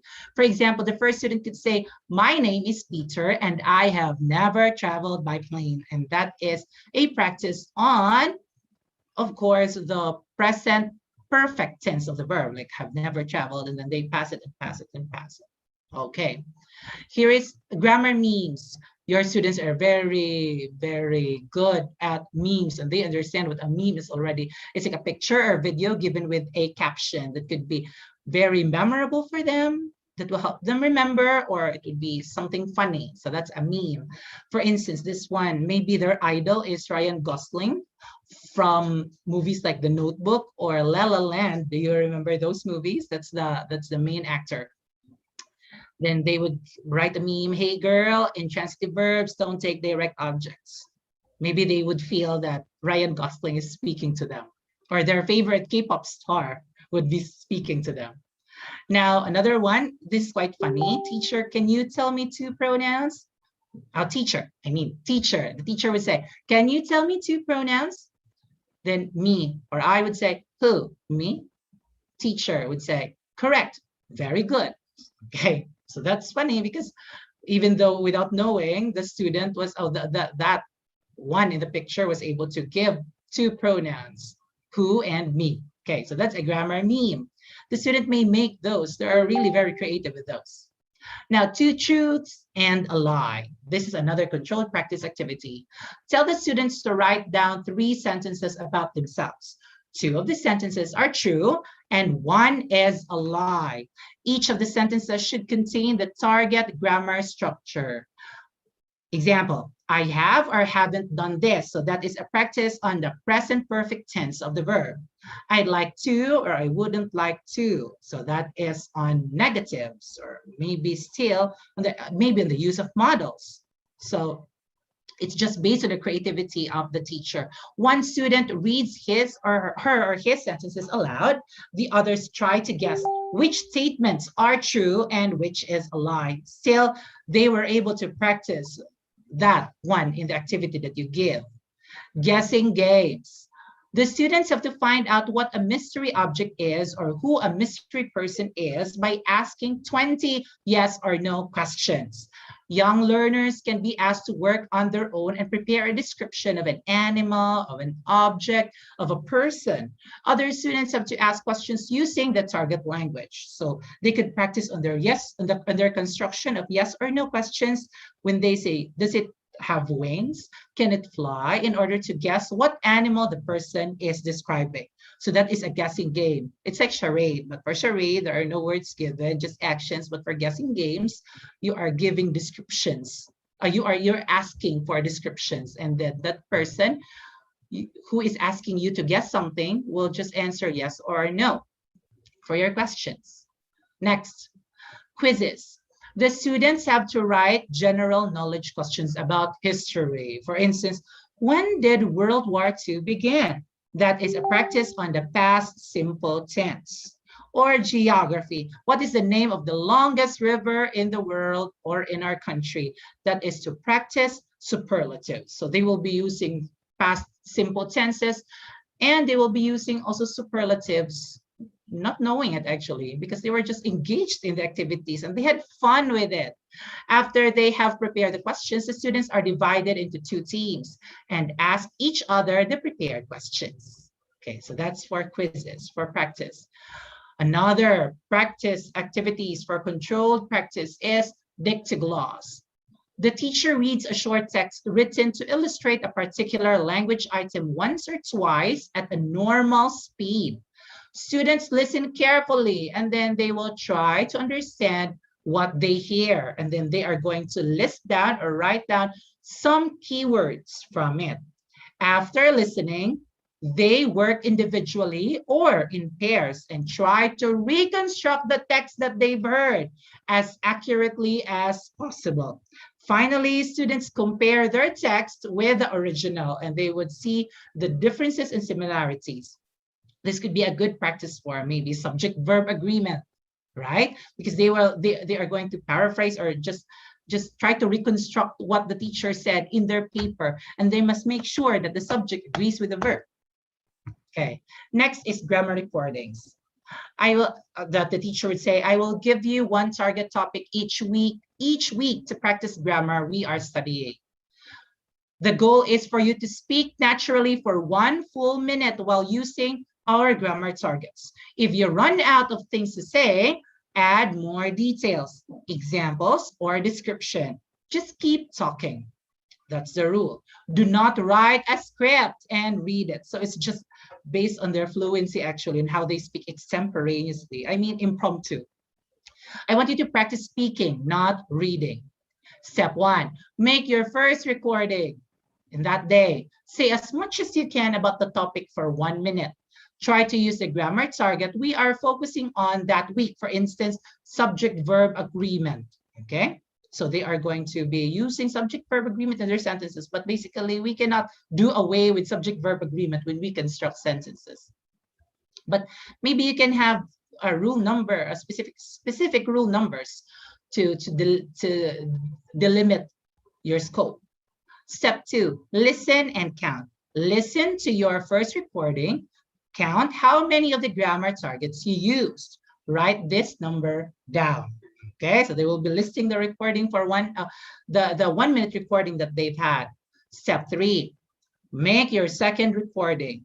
Say as much as you can about the same topic for the same amount of time, 1 minute still, but try to increase the number of grammar targets you use. Maybe this could be a recording in the following day. So you have a recording the first day, then the next day, the second recording. Speak faster, okay? They are challenged to speak faster at this time.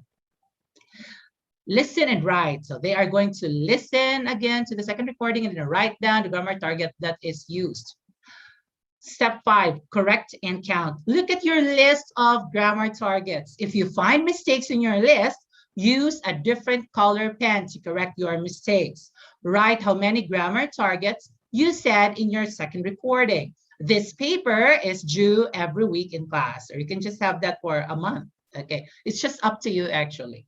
So here is a sample grammar recordings example card of Stephanie. The target is a simple present, or the formation of the simple present forms of the verb as it agrees with the subject. So for instance, in the first recording, Stephanie hit 5 targets. And then in the second recording, Stephanie hits 7 targets. She had, I wake up, I take, my roommate cooks, I eat, we walk, we wait, I get on. She got a mistake in my roommate cooks. She realized that her verb doesn't agree with the subject, as she recalled on the subject-verb agreement rules that was taught in school. So those are the examples of controlled practice activities. Now, here are some instances which I know you have already used in your classrooms. Free practice activities. Free practice activities for role plays in order maybe for them to practice on subject-verb agreement rules. You can also have debates. Okay, for debates, like for instance, you practice on conditionals, the first conditional, second, third, and 0 conditionals. Okay. They can use that in their debates. But aside from, it's free practice because aside from the conditionals, they can also incorporate other grammar points in their positions during the debate, right? Next, essay writing, wherein they can practice on cohesive devices. Okay, it's very important in essay writing for the sentences to be organized well, so that there will be coherence in the essay. So that's a good practice. Still, it's a free practice because they can incorporate other grammar points in it, not just cohesive devices. Simulation, or like a dramatization of something that they observe in their family, or when they go for a checkup in the doctor, so they can have a simulation of that. They can have a simulation of the classroom setting. One will be acting as a teacher, the other as students. Next, discussions or reporting. You can incorporate a lot of grammar points in there, especially your focus grammar point for that day. And also narratives or stories. They can practice in that. Past tenses, right? So, and also past perfect tenses, just by using narratives, so writing stories. Okay. So in summary, there are three things that you need to consider when you are presenting your grammar point. One is expose or exposure. The grammar should be put in a context, exposed or introduced to the students in context. Two, explain. It should be minimal. It shouldn't be very, very long because it would be very boring. And it could be explicit or implicit, but usually you should do both. Engage, meaningful. The engagement should be meaningful to the learners. Role of grammar activities include it develops accuracy, it develops fluency, and aside from that, it reorganizes the mind of the students from the old with the new, or adding the old with the new. Okay, next. Grammar activities could be controlled, just like the examples that I gave, and also it could also be free activities. Aside from that, remember, grammar should be addressed within meaningful communicative context as one element of language proficiency. Our students are just like us teachers. When we don't know the meaning on why we are teaching the students, we would not be very motivated to teach them. We'll just be earning our salary without satisfying their needs of learning, right? But if we know that we are teaching because we want the students to learn, and because we want our students to use English communicatively, because that's the purpose of them learning English as a second language, for them to be proficient with the use of English, not just in the classroom, but in their everyday life. So learning grammar is also like that. Our students are also like that. They will learn more about grammar if they find meaning in what they are learning, right? So make it meaningful, contextualized, relevant, interesting to the learners. Instead of focusing on grammar rules and diagramming sentences, teachers should guide students towards an understanding of how grammar functions. You teach them about diagramming, then what? You teach them about STVDO, SIV, STVDO, OC, then what? You teach them about the relationship or the agreement between the pronoun and the antecedent, and then what? What is its function? What does it mean? Always answer that in the lesson that you are preparing, so that the students will also be able to learn better in your grammar lessons or in your grammar instructions. Students learn how to use the form rather than memorize conjugations that may not be applicable across contexts. So don't just focus on form, don't just focus on conjugations, but go with the meaning of it. And then let me leave you with this quote: "We're the fullest when we're a tool that helps others grow. We are satisfied as a teacher. We are fulfilled as a teacher if we enable the students to learn our target, to acquire English, which is their target language, used in their daily life." Now, thank you for that. And that would be all of the discussions that you've had, but I want you to take note or do a screenshot, take a picture of this assignment, which you are going to put in an output link, which I'm going to give you later on. The assignment is, I want you to create a communicative grammar presentation plan and choose one corresponding activity, controlled or free activity, or both. This can be used during session 5 for your lesson planning, because later on in session 5, you are going to make a full-blown lesson. Reflect also, next one, after creating a communicative grammar presentation plan, reflect on how this plan can be used in the classroom and on how we can implement these strategies during home learning to foster a more communicative grammar teaching environment, especially now that we are in the pandemic. How reflect, try to think, how can we implement this while the students are at home? Still, they are engaged in a context. Think about that. Now for your output link, here it is. Just do a screenshot again or take a picture of that link, because that is where you are going to put your outputs, your answers to the assignment that I gave you. Deadline of submission is on September 20, 2021. That is Monday.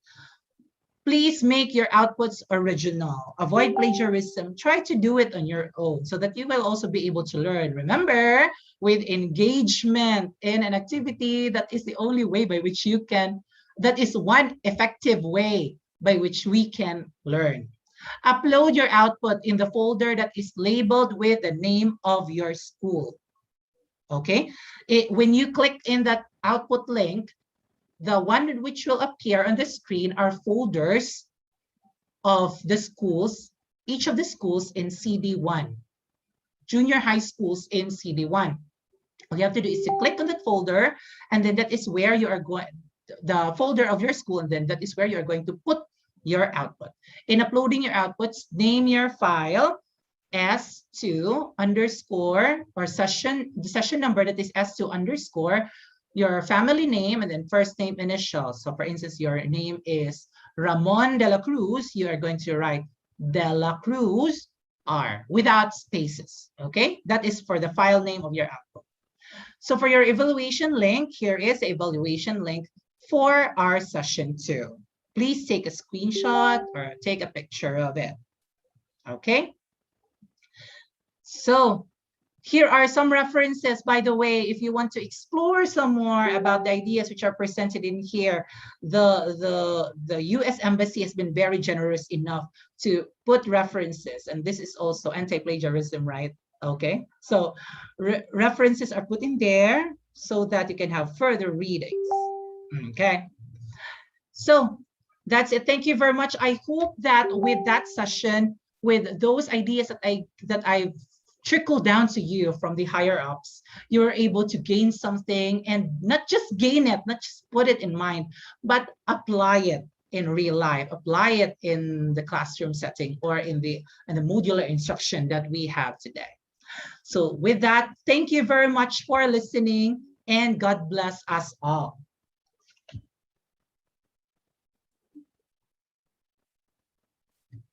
All right, thank you so much, Sir Lucas, our very eloquent speaker for this afternoon with the second session topic. Let's give a virtual round of applause to Sir Jessilo for doing the great job this afternoon. All right. Thank you, Sir Paul. Thank you, Sir Jessilo. All right, I would like to call in my partner for this, Mama Lu. We are now on the question and answer segment, Ma'am. So, okay. So Sir Jessilo is ready to accept the overwhelming questions from our participants. Okay. So maybe we can just check your questions from the chat box. So please key in your questions in the chat box, or any comments or any additional info if you like, right? Okay. All right. So Mama Lo, are you now ready for this? Okay, so I will just be reading the message in the chat box. All right. So okay. Yes, Mama Lu. Okay, so from for a while. So we are still waiting from the responses of our participants.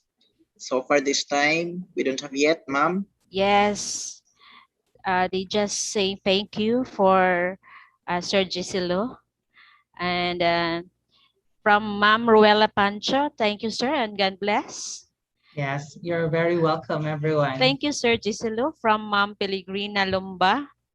Okay, may I remind also our participants, if you want us to, you may turn on your microphone for you to personally say your questions to Sir Giselo. Sir Giselo is very willing to answer those To answer the questions. questions. Don't hesitate We to are willing to answer the questions. don't Yes. hesitate to unmute yourself. Or if you want, you can again type your questions in the chat box. Okay, so far, thank you, sir, for a very comprehensive discussion from Ma'am Nimisha M. Libranza. Thank Okay, you. Thank you, ma'am. thank you, Sir Giselo, from Ma'am Hazel Buletaulo. I guess there is a question, Mama Lou, from Ma'am Jeline Alvarado. Can we have thank you and you're welcome. Okay. Can we have a copy of your presentation? I think we will be uploading the presentations in in the Facebook page that is prepared for this group. But we will be uploading that once all of the speakers will be done from today until Friday. Okay, so let's just wait for that. Okay, some more from our dear participants. Some more questions, clarifications, rejoinders, if you have. Yes, if you have additional points, okay. that would be very, very much applicable. Okay, that would be very much accepted and appreciated. I guess that we have experts, veteran, seasoned teachers here. We freely welcome your ideas. Maybe you have additional techniques, right, Mama Lou? Yes, of course. Yes. Okay, so. All right, so come on, please send out all your questions. We still have enough time to wait for that. We're given 1 hour for the question and answer portion. Yes, sir. Names. I guess, Mama Lo, our participants are still typing or thinking of the questions yet. Yes, I think that also. And also maybe there are parts of our in Bohol that are experiencing heavy rains, and we will also consider their situations.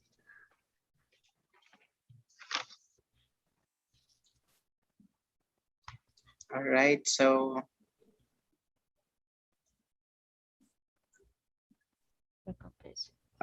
our participants, come on, please send your questions. I know that we don't have perfect classrooms, we don't have perfect English classes. There are so many things that happen in our classroom, especially in our subject.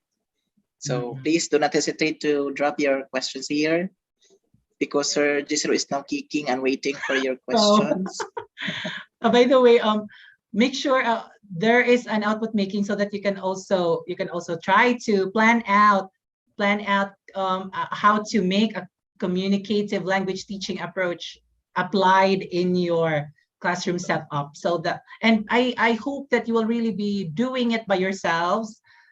I know that you will, because through that you will also be learning on how to make your lessons contextualized and make it more communicative and engaging for the learners.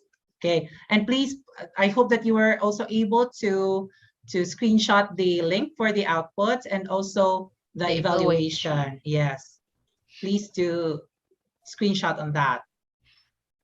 Okay, I will be asking Sir Ginilo. This is a personal question. Yes, Mama Lou. I think you are a well-known teacher. No, Mom, no. Yes, I know you, and I know that you have a lot of strategies that you've been doing in your classroom. In this time of pandemic, sir, what particular you've mentioned a lot of strategies, like the controlled and the free style of teaching grammar. In this time of pandemic, we are in this modular instruction. What particular method you are doing in your classroom, sir? No, in your class. Actually, thank you very much, Mama Rilu, for that question. Okay, actually we are just limited on our procedures to the modules that were asked by the Department of Education Division of Bohol to be given to our learners. But then I believe that they are all very contextualized. It's based on the context, and I have no problem with it. The Dep Ed Bohol did a good job with that, especially in grade 9. One of the writers is Ma'am Gemma, Dr. Gemma Kalokar. It was, though she made wonderful presentation, contextualized outputs in there. But actually, that in order for me to add inputs to my learners, I also use the messenger.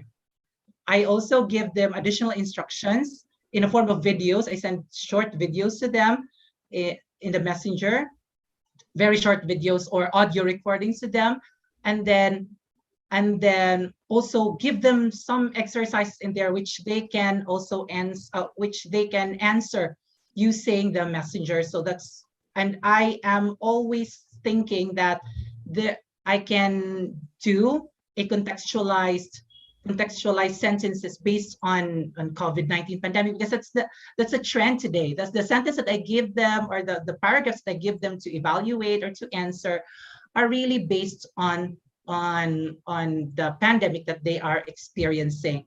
And sometimes I tap on their expertise on Facebook, or their interest in Facebook, right?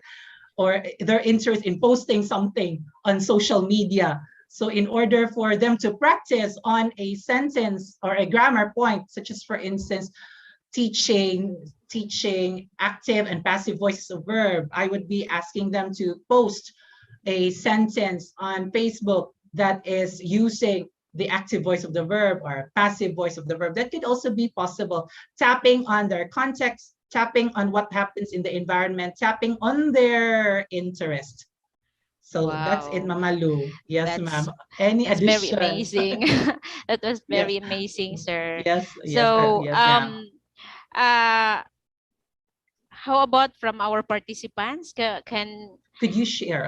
Can you share to us some of your strategies? Yes. So that it will be also very helpful to other teachers. They can also think of ways by which they can contextualize and do put the grammar lesson in their context and make it meaningful. All right, especially in this pandemic where there is a difference when it comes to delivering the instructions. I believe that our participants also have their own styles in reaching out to their students as far as teaching grammar. So we would like to hear from you, my dear participants, our dear participants. How did you make it through in this pandemic? Yes. So that we can also have an insight, and probably other teachers can apply what you did in your English language teaching. Okay, somebody is raising Yes, her ma'am. hand. Okay. I'm sorry. Wala di ay. Okay. Anyone who could also share a technique, which is very applicable. But in the activity, or the assignment that I gave, there is a second question in there for you to reflect. Not a question, but an instruction in there for you to reflect on how we can apply these things, the 3 E's, the grammar activities, in the present situation that we have in our educational system. Okay, so try to reflect on that. That's a great activity, sir. So it is about time for us to reflect, especially that we are about to start our classes. So it's about time for us to reflect on what proper strategy, reinforcement for our learners, especially those struggling learners, struggling readers. So we will find ways on how to reach those type of learners. Okay, so I really find it very interesting about the grammar recording. So yes, there are a lot of interesting techniques in there, Mama Lu. I imagine myself, if I am a teacher this time, I will be applying this grammar recording, and I will send it through the messenger of my teacher. Never tried that in myself before when I was also teaching. Yes, that's something new for me. That is something new for me. Yes, so I haven't also applied that one actually. Maybe I'm planning to apply those techniques when we go back to normal, or maybe now if the signal is good. Because it is, I think it is acceptable, or it can, I think our learners can do this using their cell phone. Am I right, Yes, sir? yes, yes, right. So I think there's no need for more gadgets to use. Okay, sorry for the noise. Okay, so um come on, our dear participants, please share. So we still have time to share each other's experiences. What could be your promising practices that you have been practicing in your respective schools? Yes. Or you can ask questions. You can ask questions. Yes. You can add some input so that we can also learn. We as speakers don't know everything, right? So we Yes. can generate ideas from you as well. That would be helpful. Yes, I agree with you, sir. How about Sir Paul? When you were still handling classes, sir, what strategy that you think is your favorite? Mm, Every time you will be teaching pronouns, subject verb agreements, that particular strategy is your favorite way of doing this for your students. Actually, ma'am, I don't have a specific certain kind of activity that I really have to focus, but I have varying I have varying strategies in teaching. Something that I like for example, today I would like to have a message relay, then tomorrow I'll have the role playing, then I will also have a debate. So it depends on the certain lesson also that I have to use, or it depends on the grammar lessons that I have to discuss. Because I believe that the strategies will go with the kind of lessons that you are teaching. There are more appropriate, shall I say, controlled or free activities that you can use that will suit to the topic that you're discussing. So yes. I don't settle in one kind of activity, but I just have to think of what are other activities that I use. And I don't settle one activity, but I vary it time and again in my discussion. That's how I did. Yes, I agree with that, Sir Paul, because sometimes we really need to vary our activities based on the interest of our learners or their level of understanding, right? Because there is a group of learners who are really good at grammar, most of them are, but then there are also a group of students who are very poor in grammar. So we need to make changes. And one idea from Mom Phoebe is, or Sir Phoebe, differentiated instruction. Okay, we differentiate instruction based on the needs of the learners. Thank you for that add-on, Ma'am Phoebe. Yes. There is Okay, a inspiring message here from Ma'am Janice Tagsa. Good afternoon, sir. I was inspired by your presented topic. You nailed it. Congratulations. Thank you for sharing your expertise. Daghan mi nakatunan. Wow. Wow. Thank you very much, Ma'am Janice. Yes. That is just those ideas were just coming down to us from the region, and then I hope that you were able to learn it through me, okay, from them. And Ma'am Phoebe, thank you. Ma'am Phoebe, sorry. Okay. Some more questions. All right, so I believe there are so many questions that you can raise as far as the 3 is concerned. yes. Our participants are still quiet. By the way, for this is just a glimpse of the techniques of an activity. Session 1, Session 2 just give you glimpses of activities and also the techniques to be used in communicative language approach. In Session 3, Session 4, Session 5, Session 6, remember these ideas from Session 1 and 2 so that you will be guided more on what to learn in Sessions 3 to 6. There will still be a lot of things that you can learn. Right, Sir Paul? The speaker yes, of course, Session sir. 5. Yes. I can't wait to have my Yes. time. All right. So again, from our participants, kindly drop your questions here in the chat box. We have here a total of 81 participants. So does it mean silence means yes all the time? Probably there are questions that please do not be afraid to share your questions. It doesn't mean that if you keep asking questions, you already have some problems, or you just don't really know how to teach grammar communicatively. But it's just that there are many instances in our classroom that you need perhaps that somebody else would know, so that we would be also enlightened, or how to address those things that you encountered.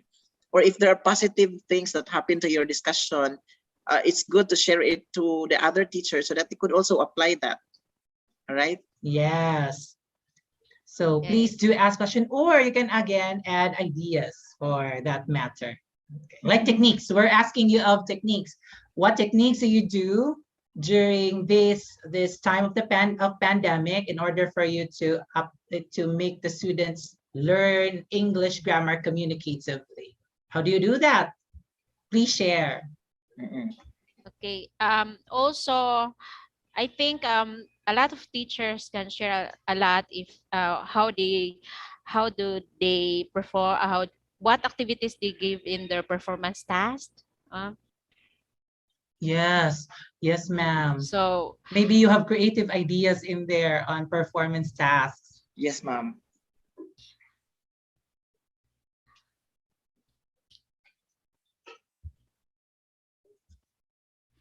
Did everyone was everyone able, I mean, was everyone able to take a screenshot of the links? I hope you did. The links for output and the links for the evaluation. I hope you did. All right. Anyway, so I will be also posting the link through our group chat, just in case those others who are not able to catch it here, they can also have it on our group page. Yes. Well, okay, Sir Paul, yes, ma'am. can we request our participants to turn on their That's video better. For us to have to take Documentation. pictures, Of course. for documentation. Okay. Okay, thank you, ma'am. And Again, sir, we would like to request our participants to turn on your camera so that we can see your beautiful faces and your beautiful backgrounds as well. okay. Well, we have Ma'am Ilaheri Tuyak. Okay. Okay, next. Okay, Ma'am Candila. Okay, please turn on your cameras.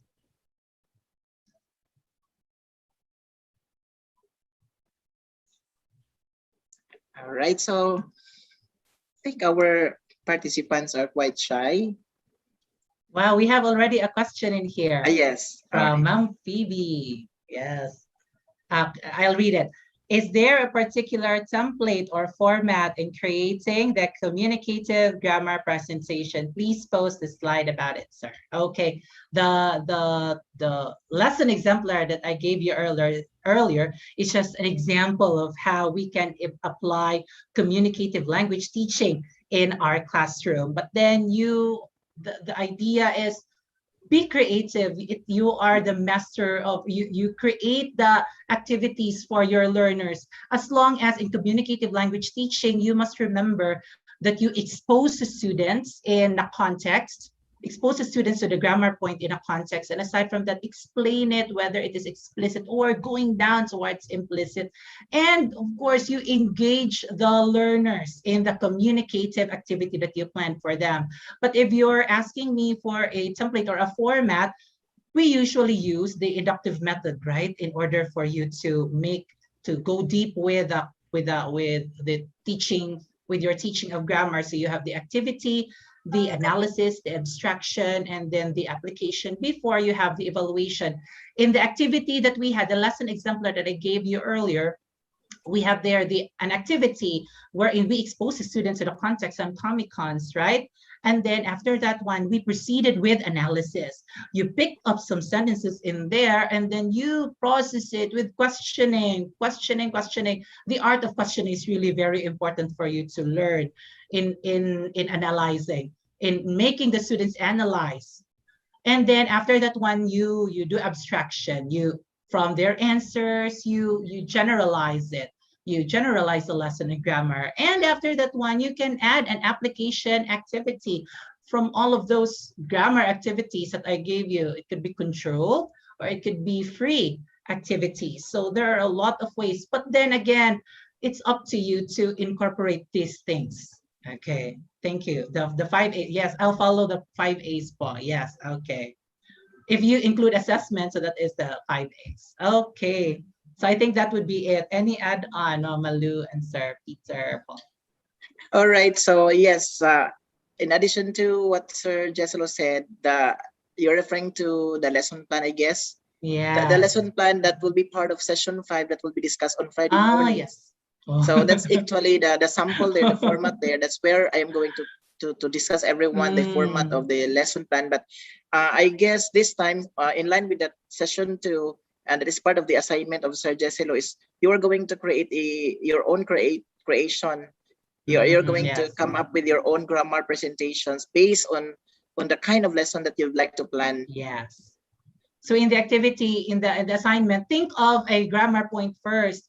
Usually those which are in the list of competencies that you are required to deliver to the students. So for instance, you making or using correct subject verb agreement or whatever, and then think of a context that will be discussed further in the succeeding sessions. But afterwards, think of a context. What context will you be able to use in order for you to give that lesson to the learners, applying the 3 E's and also a free or controlled activity. So think of that. Yes. And if you would like to create your own communicative grammar presentation, and if you intend to use the grammar point that is discussed by Sir Jess, you have to be creative in using a different kind of control practice. Not exactly what you have seen here on screen with the slides. But yes, Sir Paul. Yeah. So that you can also explore your creativity when it comes to creating your own grammar presentation. Yes, I forgot to emphasize that those are just suggestions. Yes. Those are like ideas suggested for you to do. But you can also think of your own controlled activities and free activities to fit the grammar point that you are going to deliver. There are still, not on the list here, there's so many kinds of controlled practices in grammar that are not listed on the one provided by Sir. So you can actually use those things that you like. Yes. Ma'am Magdaleno. Hey, can we request our fellow to please turn off your mic? It's so annoying to hear. Sir Magdaleno. Right. So if you would just like to intend to ask questions, so that's the time that you are going to unmute your microphone. All right. I think the one who's speaking is unaware of what he did. Okay, sir. Actually, my co-faculty member of BIT College. Sir Dolao.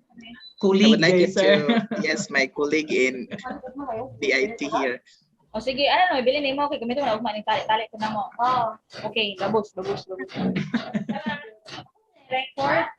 Again, we are still accepting for questions or add-ons on possible techniques to be used.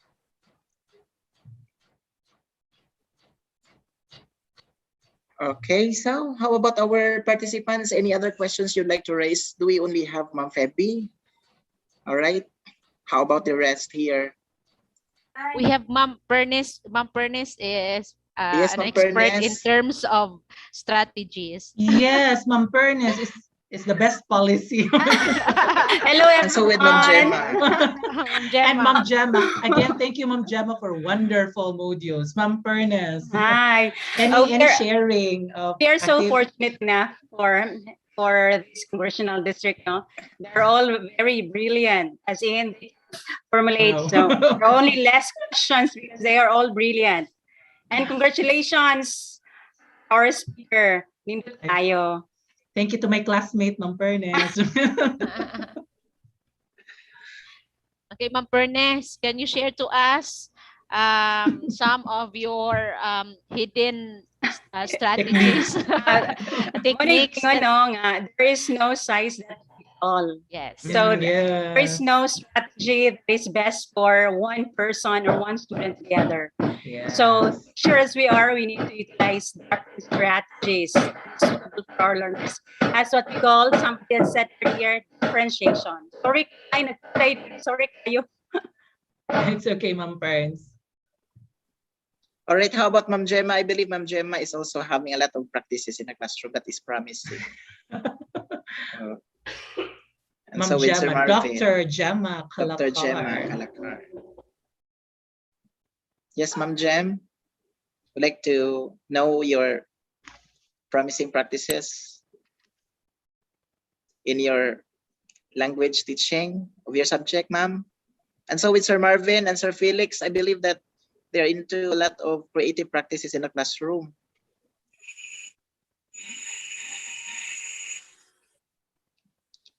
All right. So where are our colleagues here? Or even Sir Ronelo also is very expert in when it comes to planning a creative or communicative grammar lesson. Most How did you- especially that Sir Ronilo knows a lot about these IT things. All right, so how about our participants again? Would like to encourage you asking questions. You will miss half of your life if you will never partake this question and answer, because this is the perfect time for you to share. Okay, I believe there are so many things that you like to iron out as far as teaching language is concerned, especially in the pandemic where there is limitation when it comes to reaching out to our students, and we could hardly explain to them the concept because of the limited communication. That's one thing that you would like to ask and that you would like to share. We will be learning from each other here. Anyway, the communicative grammar is not only focusing on the communication that is oral. Probably that's one thing that is difficult this time, the oral communication. But then we can engage our learners through other activities that doesn't involve oral communication, just like we let them write something on Facebook, write the post, statuses on Facebook that use the different topics in grammar that you believe that is common problem to our learners nowadays. Or they would like to create meme on Facebook and you would like to rate that one. That would also be a good thing right now. Right? There's distance learning. Or in some ways. There are a lot of ways. It's just based on the creativity of us teachers. We as teachers must be flexible. And I know that the CD1 English teachers are very, very good at that. If you can be creative, you can call your students through Messenger, through video call, if you can have synchronous platform also, then you can have one-time session wherein you will discuss the salient points of grammar that you need the students to learn about, because you believe that there's a need for you to reinforce subject-verb agreement, for example, or any other topics in English that you need to discuss further. Okay. So, Sir Jesselo, aside from that practice that you did in the onset of the pandemic, what do you think is somewhat like a practice that you believe is really working very well at your end, and you believe that the students now are really gaining a lot of benefits from that? What is that most inspiring? What is that most promising, notable practice that you are doing in this time of the pandemic, sir? In this time of the pandemic, sir.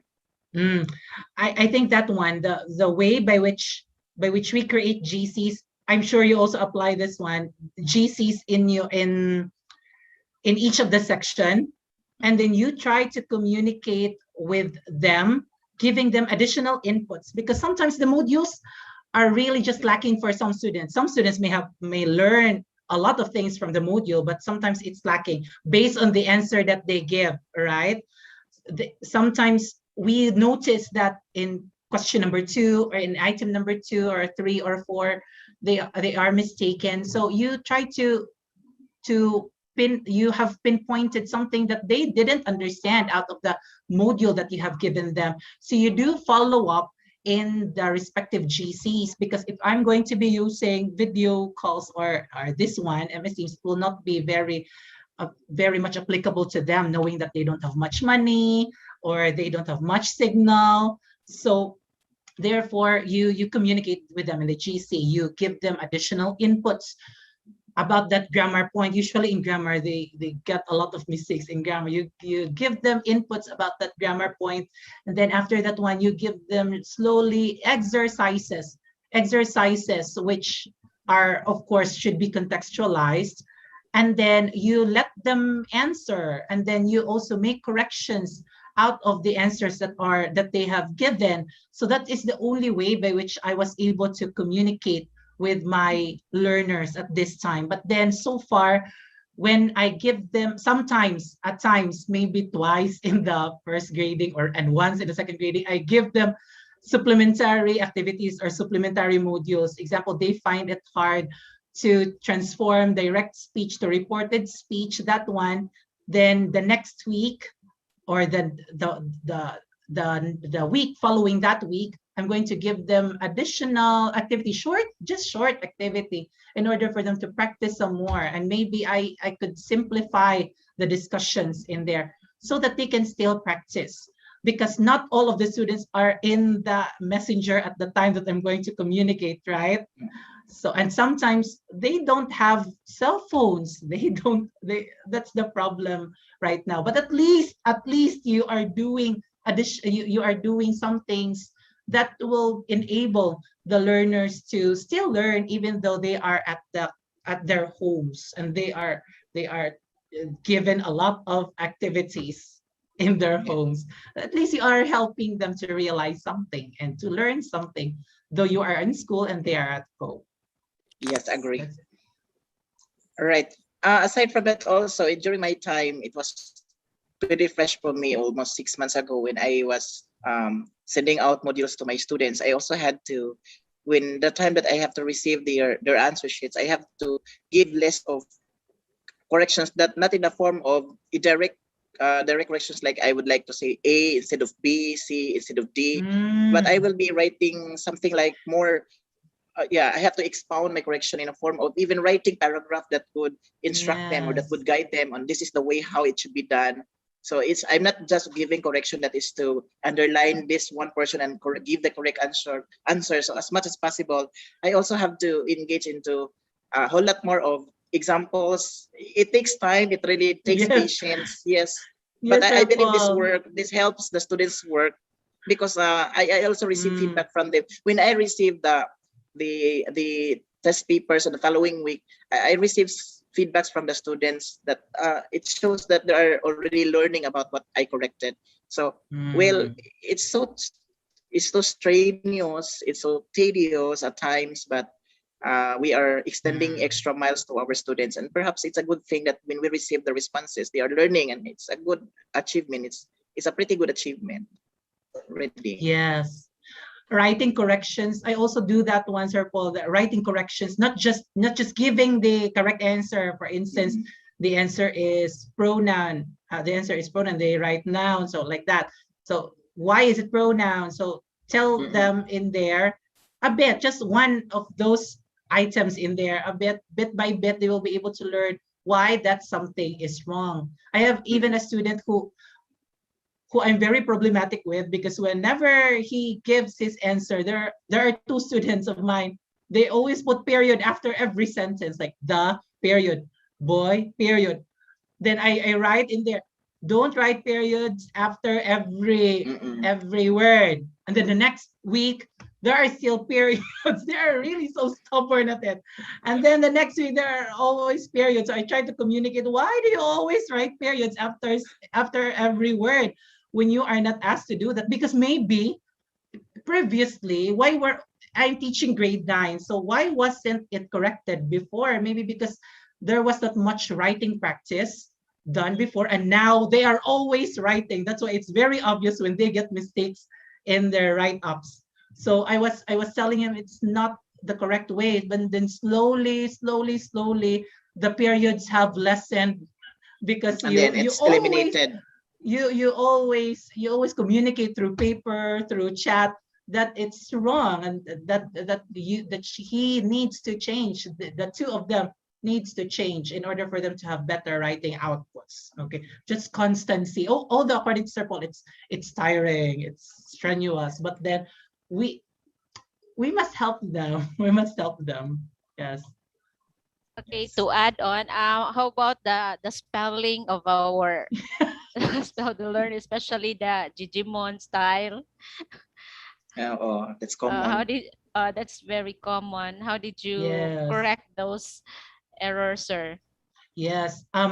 Sometimes I just crash it out, and then I really do this one kadang at most of that time, because my students really need corrections on their spelling as well as their grammar, their use of s or r, really. So you crash it out and then you put the right word above. But then if you have time, if you have the treasure of time, I also write the explanation and why it is wrong. For instance, they usually mistake they get mistakes in the use of there, as in THERE, and then the THEIR. So it's not enough sometimes that you just crash there, THERE, and then change it to THEIR without them knowing what it means. So I put below, I don't know if it's correct, but then I put below there didto. I write the Visayan word for there. There ila, and then plural and ana. So it's also explaining to them and why they get wrong in those sentences. But for spelling, just scratch it out and then write the correct spelling above. That's also helping them out. That is, if they are going to be reading back the answer sheets that you gave back to them, the one with corrections, because at times I believe that they don't read it. Just like those students that I have always put period after every word. Maybe they don't read it when they get it back. That's why they didn't see or read my corrections when it was on paper. So I tried to communicate to them. That's it. But later on, sir, when everything was changed, surely the students was able to read that because you said that the mistake was already eliminated at the end. Yes, so I communicated to them through their messenger. And what happened? What happened to you? What happened to you? Why are you always putting period? Maybe my guess was that when I gave the correction in the paper, they just did not read that back when they received it. So I communicated to them not personally, but virtually. Okay. One practice also that one thing that I also practice during my time is when students ask me through Messenger about something that they're confused of, an item in my subject that they are confused, like for example, a concept that they do not have clear understanding of what is that all about. So they used to chat me through my Messenger. I could easily be reached out through Messenger. And then when I receive their questions, it's in a form of Visayan or vernacular. But still, I choose to respond it in English. I don't mind about if what they could say, as long as I have to stand on that I am an English teacher, so I have to really respond it in English. And then the student responded back in a crooked English. I don't care. I don't mind. At least As long as the student is able to respond in English. Perhaps the student is ashamed because I speak with her in English, and how dare she is to respond me in vernacular. So that is why she just, even if it's difficult for her perhaps, but she just tried to send back her response to me in English. And then I saw it and I corrected it. When I checked that grammar, I corrected it. And the student is not offended, probably because we're just the two of us talking, or the two of us exchanging communication. There's no other person involved. So the student is learning from me. And every time they would ask, I would really speak in English. Even right now that I'm no longer in a classroom and I'm not teaching anymore, I still respond to the students. Even they're asking for, sir, where are you now? Can I ask you to sign my Form 138A? Okay, you can come to my residence at this time, and then I will be signing that document. Yeah, it's all about when a student is going to speak with you in vernacular, don't write with their music if possible, but create your own. But you really have to stand that. You really have to be a model of the language. So write it in English, in a simple English, and then the students will be afraid to send another message that is in vernacular. Kay maikog man siya nimo kay in English man ka. Yes, that's, I think, an instinct. When when someone talks to us in English, there is a tendency for us to also talk back in English. That's also what is happening with our students, but I think. So practicing the language. Yeah. Yes. And even in signing clearance. By modeling. Signing yes, clearance. by modeling. Even in signing clearance, ma'am, when students will come to my room and ask me to send their clearance, I have to speak with them. But I enjoy talking with them, and I would love talking with them. I do not insult them. Your English is bad. I will just listen to them and I would communicate with them. But later on, I realized that few people are coming to my room because they're afraid of me. Because of the rest of the teachers, perhaps I was the only one who was too OA for that case. So I speak in English. So the students will never come, and they do not care about their clearance if they're cleared.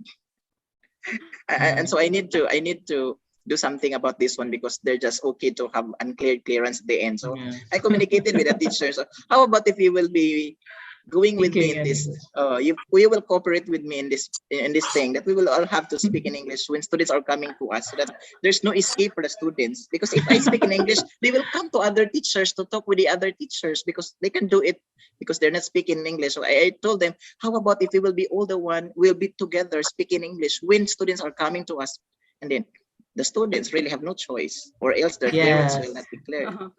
No. Yes, that was what I emphasized also earlier, sir, that the lack of the proficiency of the learners in speaking in English may have stemmed out from our culture of seeing English as an arrogant language, or something that is highfalutin, and that it is not used actually outside the classroom, and even inside the classroom it's not used sometimes. So we should create outside the classroom activities wherein they are enabled to speak English, just like what Sir Paul did in signing of clearance. Even though they find it hard to speak in English, they will really be going to you and speak in English, because that is for their clearance. Yeah.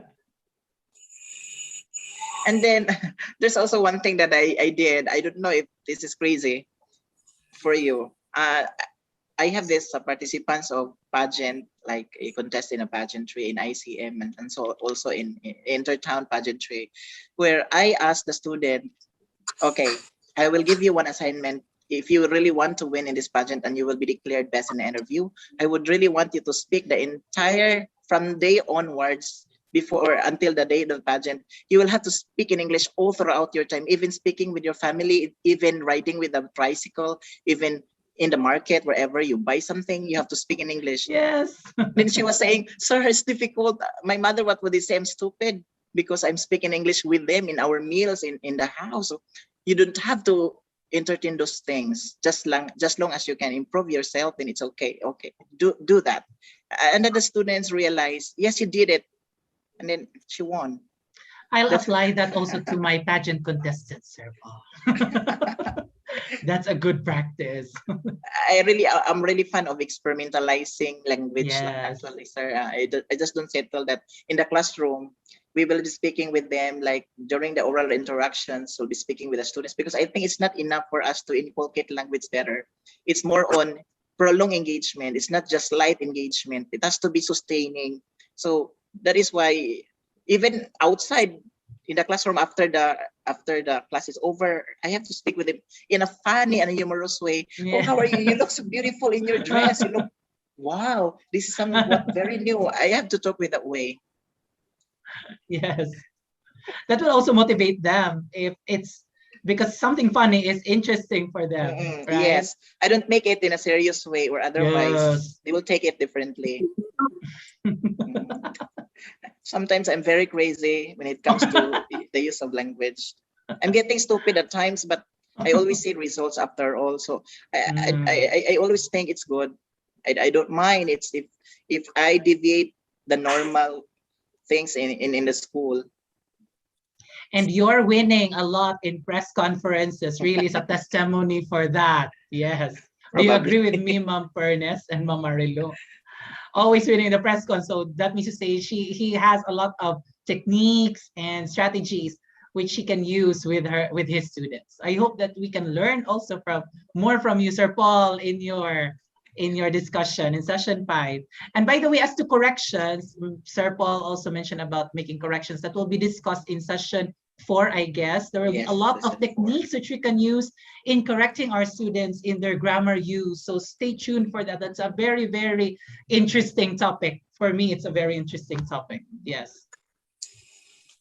All right, I think our audience, our participants also have a lot to share as far as language teaching is concerned. I know that our participants are so creative and are so much enthusiastic and so resourceful in terms of their own practices. So we would like to know from them, because we might have things learned from them as far as practices, because we only have settled only on our own practice. How about the others who also have something different from ours? All right, because we are so we are like scientists, and English teachers are like scientists. We explore things that we want to improve ourselves and our learners. We just don't settle one thing to discuss or to give to our learners, but something more. How about our two gentlemen, Sir Marvin and Sir Felix? I also believe they have so many things to share.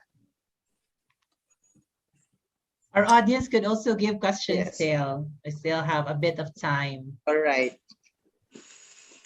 Do not settle yourselves unsettled, because you know, it's good that we will be able to reach out those things to us.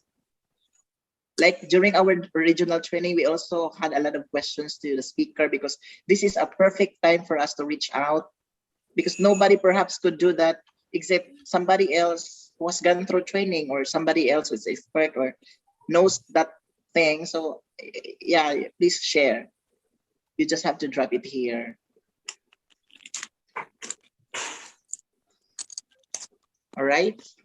Something more, Mama Lo and Ma'am Pernes. I really want to hear from Ma'am Pernes, because she is really a very, you know, very good at expert in terms of techniques. research. Yeah. Research. Yes. Si Ma'am Pernes. Nothing to say. I'm very overwhelmed.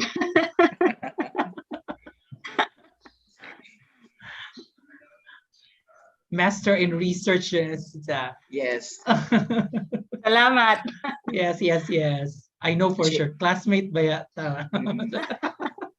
She's been to the birth twice already, I guess. And perhaps Yes, because research 17. is anchored on practices in the classroom. So I believe Ma'am Pernes has a lot of experiences as far as demonstration teaching is concerned, as far as communicative grammar presentation, because that is also related to research. Yes. I- 2015, I guess I was conducting reading remediation program. So that was conducted through research, putting out the index or the reading index of the learners in grade 9. So one of the techniques I have utilized there is the exposure of the learners to language. So we cannot expect our learners to be fluent in our language, in the language we expect them to learn, when they are not being exposed to. So simply exposure. The requirement here is the commitment of the teacher. Simple strategy, yet denotes commitment and dedication of the work. That's the only thing. Wow. Wow. I'm Yes, blown exposure away. is really important. Exposure, Expose them yes. to these to English. When I conduct my class, I usually give them tuning in strategies. These are strategies that would set their interest in the learning process. So when they are tuned in, and use the springboard, the tuned in strategy as a springboard to learn for the next, the exposure of the children for the language. So based on that, they will also find the learning as fun, interesting. They find it very motivating. So I guess when we all teachers utilize this kind of strategy, exposure to the language in a very motivating way, learners will definitely learn. Agree. Wala na siguro questions, no? I think. Here, Ma'am. Okay. There's a message from Sir Braig. All right, I'd like Mamalo to read this one.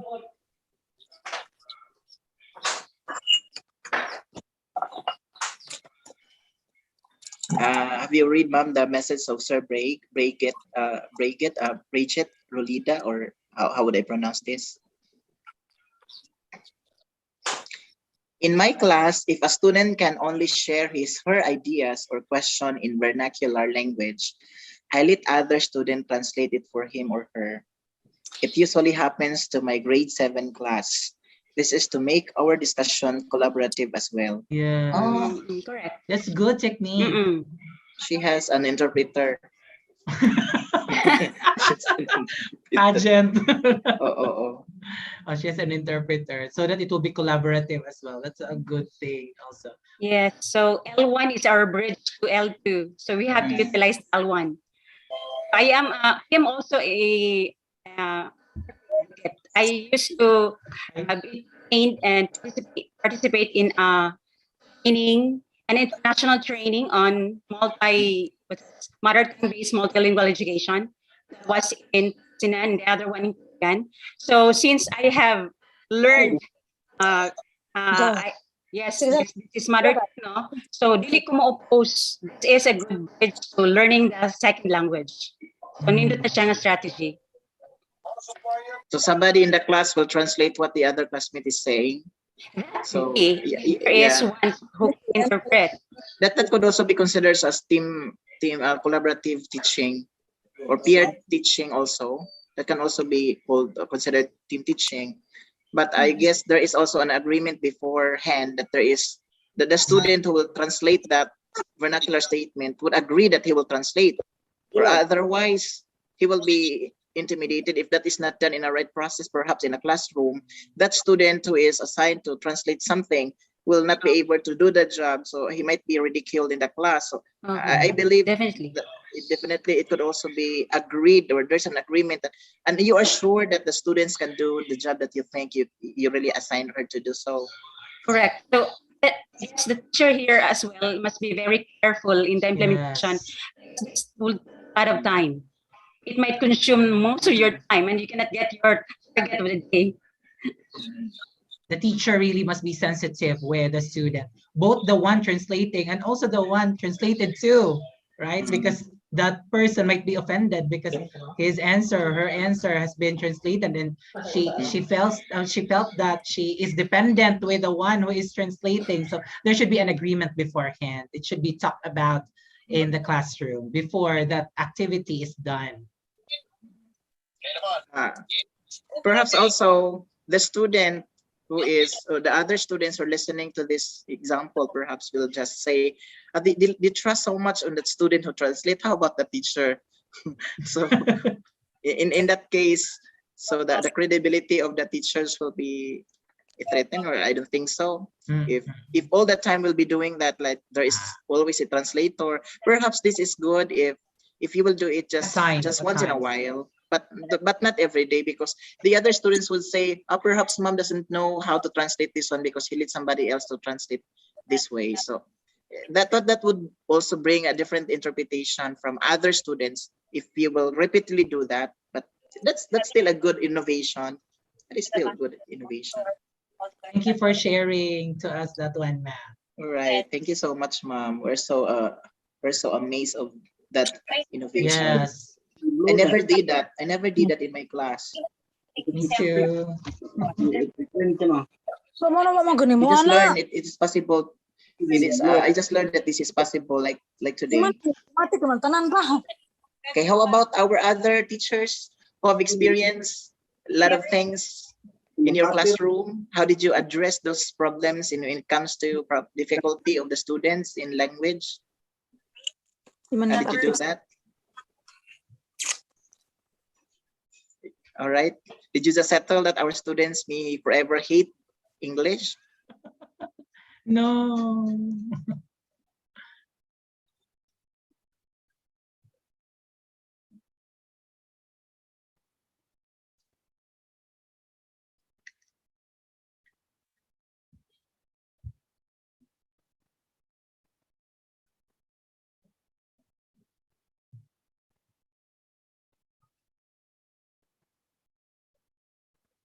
I guess you are muted, sir.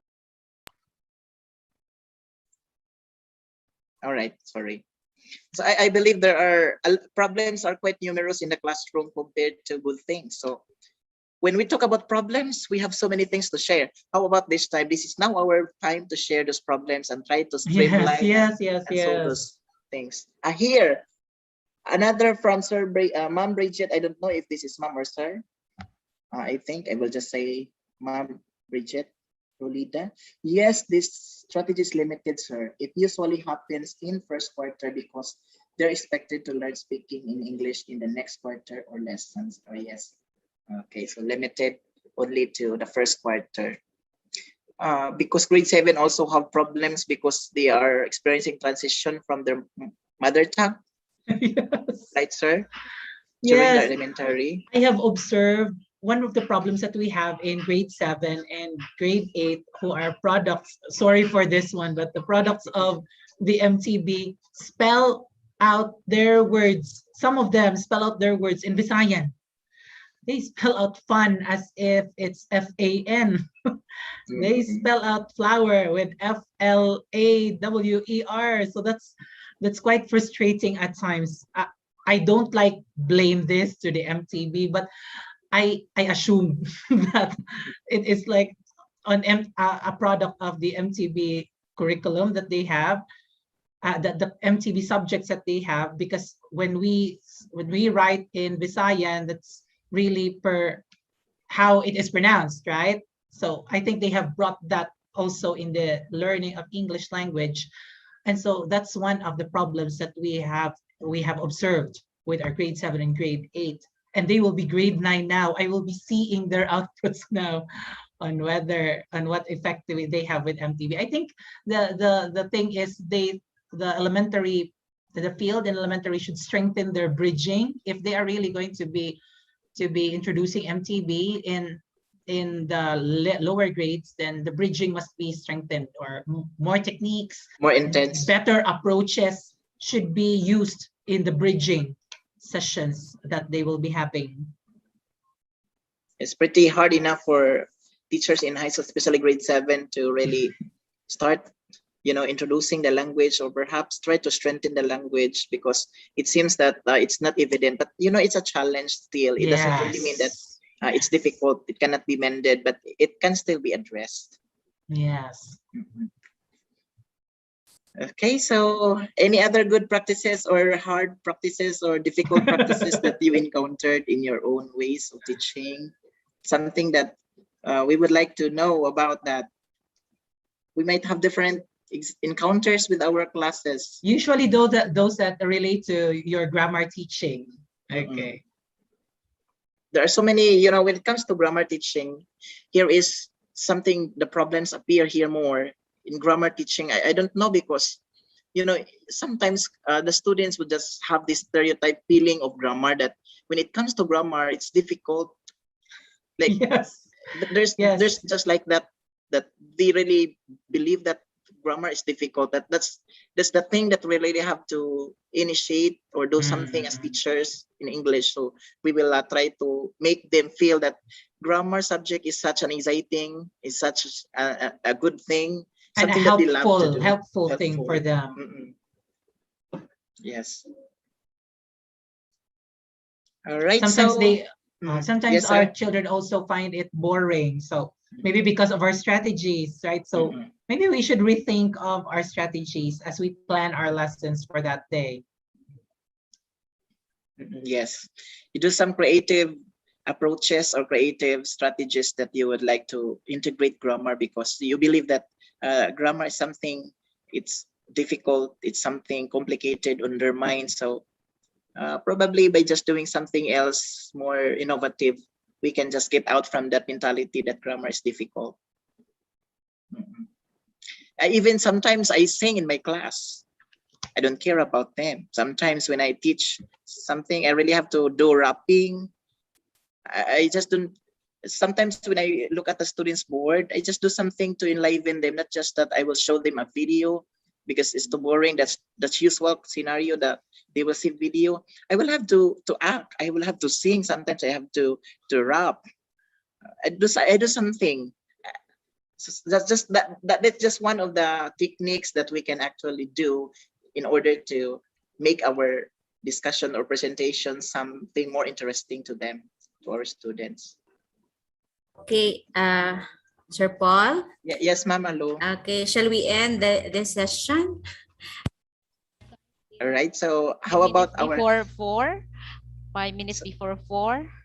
Okay, can we ask our training manager to decide for this matter, because I think it's too early, ma'am, but we have to ask our training manager on what can he say about this. All right. So, Sir Ronelo, there are no more questions from our participants. Okay. I think Yes, ma'am. yes, sir. Yes, sir. We can close this session. I think we started earlier man po. Okay. How about if basig masod si Sir Villalon, ma'am, or si Kuan, or dili ba tama? How about the other sessions also? Are they also done with that? Okay. So No problem, sir. I will just okay. inform Sir Pubs about this. Okay. So Okay, ma'am. again, we have delivered the expected expected of this session. Then at least also the participants can start also making their outputs, ma'am, right? Yes. Okay. So giving you time to do your outputs. Okay. So yes, Mama Lo. Okay, so again, you may reserve your your reflections. If you have something to say, you may write it in your reflections and in our daily evaluation. So tomorrow we'll encourage them to participate, to share. Tomorrow, ma'am, we will start at 9 o'clock, I believe. Yes. 9 o'clock. Okay. Okay. So can we give this to Sir Marvin? Sir Marvin or Sir Marvin, sir? Yes, Sir Marvin, for the continuation of the MOL to wrap this activity up. Okay, Sir Marvin.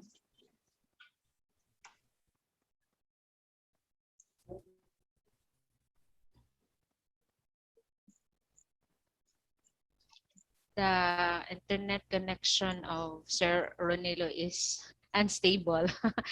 So it is a signal. Okay. We have to end this session.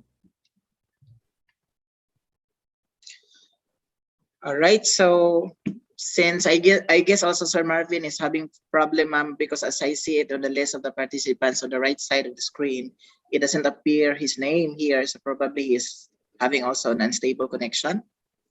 So I presume that.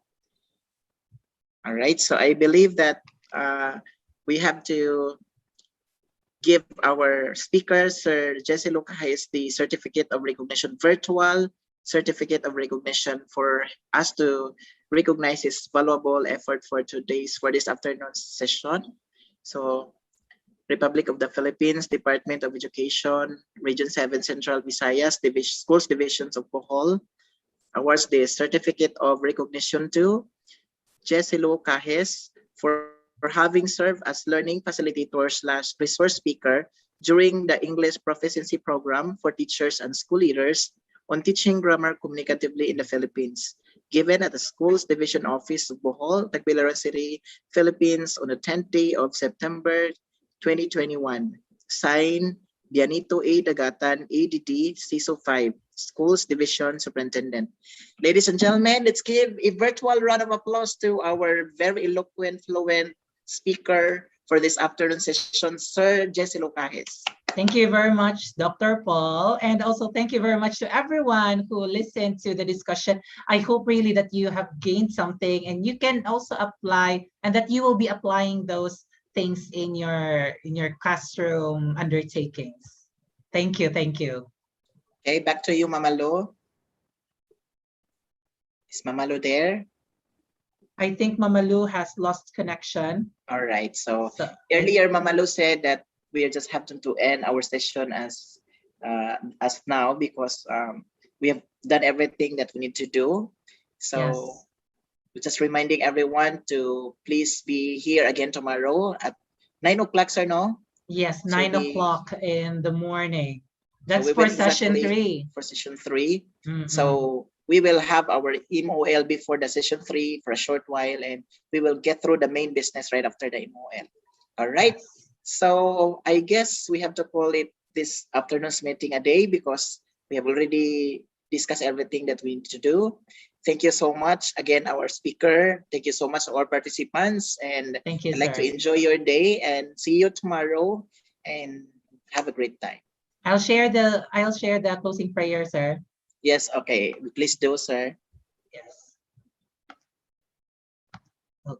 Host disabled participant screen sharing. I think that the mentioned in here is in my pop-up is host disabled participant screen sharing. The host, I think, will be the one to work on this, sir, for that, for you to be able to share. Okay, so Let's just have a closing prayer, sir. Sige, sir. Okay. So let us put ourselves in the holy presence of God, as we all say, in the name of the Father, the Son, the Holy Spirit. Amen. O Lord Jesus Christ, God the Father and God the Holy Spirit, we thank you for this day of learning that we have encountered with our sessions, session 1 and session 2. I know that you are having us experience this one for your greater honor and glory, and so that we will be more effective as teachers in our classroom and in our daily undertakings, especially now that we are in this time of pandemic. May you cast away the threats of pandemic around. May you make us safe at always, and may you give us good health at always. All these we pray and ask through your mighty name. Amen. Glory be to the Father, and to the Son, and to the Holy Spirit, as it was in the beginning, is now, and ever shall be, world without end. Amen. In the name of the Father, and of the Son, and of the Holy Spirit. Amen. Again, thank you, everyone. Bye, ma'am. Bye, Ma'am Perns. Bye, Sir Paul. And bye, everyone, CB1.